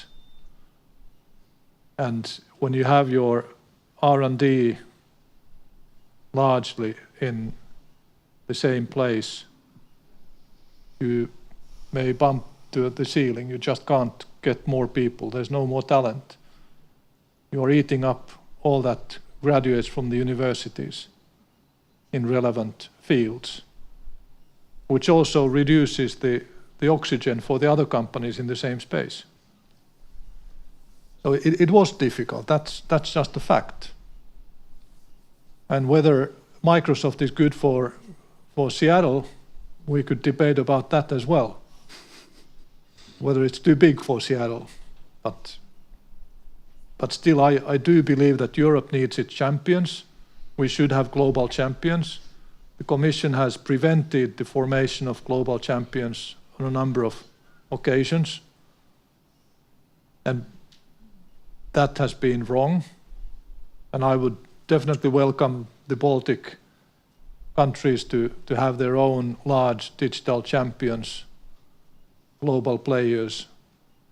But maybe we can learn something from the challenges that Nokia had in Finland and avoid some of those while we strive to build really global, large, successful companies, which I fully agree with you, we definitely need to try to do.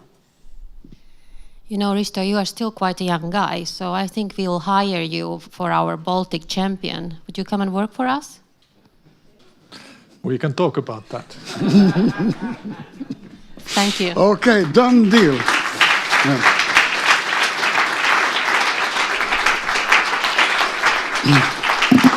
Rita, this is for you. Thank you so much for helping us out. And Risto, there's a tie for you. You can wear it in sauna, for example. Thank you. Kiitos oikein paljon. Kiitos. Thank you, Risto. Well, now only one little thing stands between you and the wine. This is the summary. Our Andris, whom I call professors, Andris was quietly sitting all day long, and now he will give you the summary of everything what we heard today. And please be short and sharp. Yes. And this is actually the tricky part, because so many notes that I put in what I wrote down, and I guess if we would compare some notes what you will take with you, it could differ. Maybe there will be some similarities. But let me start with, as a president, Kelly remind us that it's not just only about how we look from outside, but it's about reflections, what we can learn, and how can we build a better economies, how can we build better companies, and also ourselves be better leaders. And from corporate governance world, there was two dimensions, what I heard. So one is how we can let go from the founders who needs to let the kids away from their hands and to professionalize the companies, have independent boards, have a trust in a company management as well. But corporate governance is also something that we can transform and grow up our companies. And there was a good example about energy industry shift, where the corporate governance was not only the checkbox, but also the tool how to achieve independence and also innovation and resilience that is really needed for our economies. So sometimes governance is not magic, but it somehow works magically effective if we are implemented it in reality. And we do not need to reinvent the wheel. So we have a good recommendations starting from the OECD, what we can use in a Baltic region, not to answer the questions that we are so unique that we need to find something else. We tackled also the state ownership and state as an owner, that state needs to create a real legal framework and to have hands off the company operational decisions. Otherwise, if there won't be shareholder expectations, we will blame CEOs and also board members for the going directions that political leadership that is ruling that time will dislike. So therefore, companies going to IPOs, the way forward, there was ideas that we need to educate politicians. So, okay, let's try to do that. We learned also that there is some similarities between how we are running the decisions in military industry and also in boardrooms. But in both, this effective leadership means that we need a clarity of our mission. We need to have a clarity what the integrity actually means and the ability to inspire, not only to instruct how to act. And trust. So this was a key word that we listened in every single from every single speaker. So our society suffer from the lack of trust. So that was one of the quotes what I wrote down. So and the trust cannot be regulated. So we must earn it. And corporate governance actually is a tool that also can bring or raise the trust in our boardrooms. Foresight on corporate governance was Risto mentioned. So dual purpose. So we need to success from all stakeholders. We want also to have a positive net impact, scenario playing, board role to demand also the new board member, that is IEI board member in the boardrooms. And boardrooms needs to be fun. So let me end with that we need to have fun also after this conference, and this is my wish for everybody. So thank you for all the speakers, and thank you, Eric, for guiding us through today. Paldies, Andris.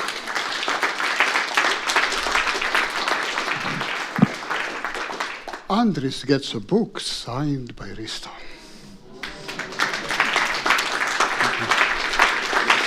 Come here. So, on behalf of all of us, Ritis, Andris, and me, and the whole institute and the whole community, thank you so much for being here. Thank you.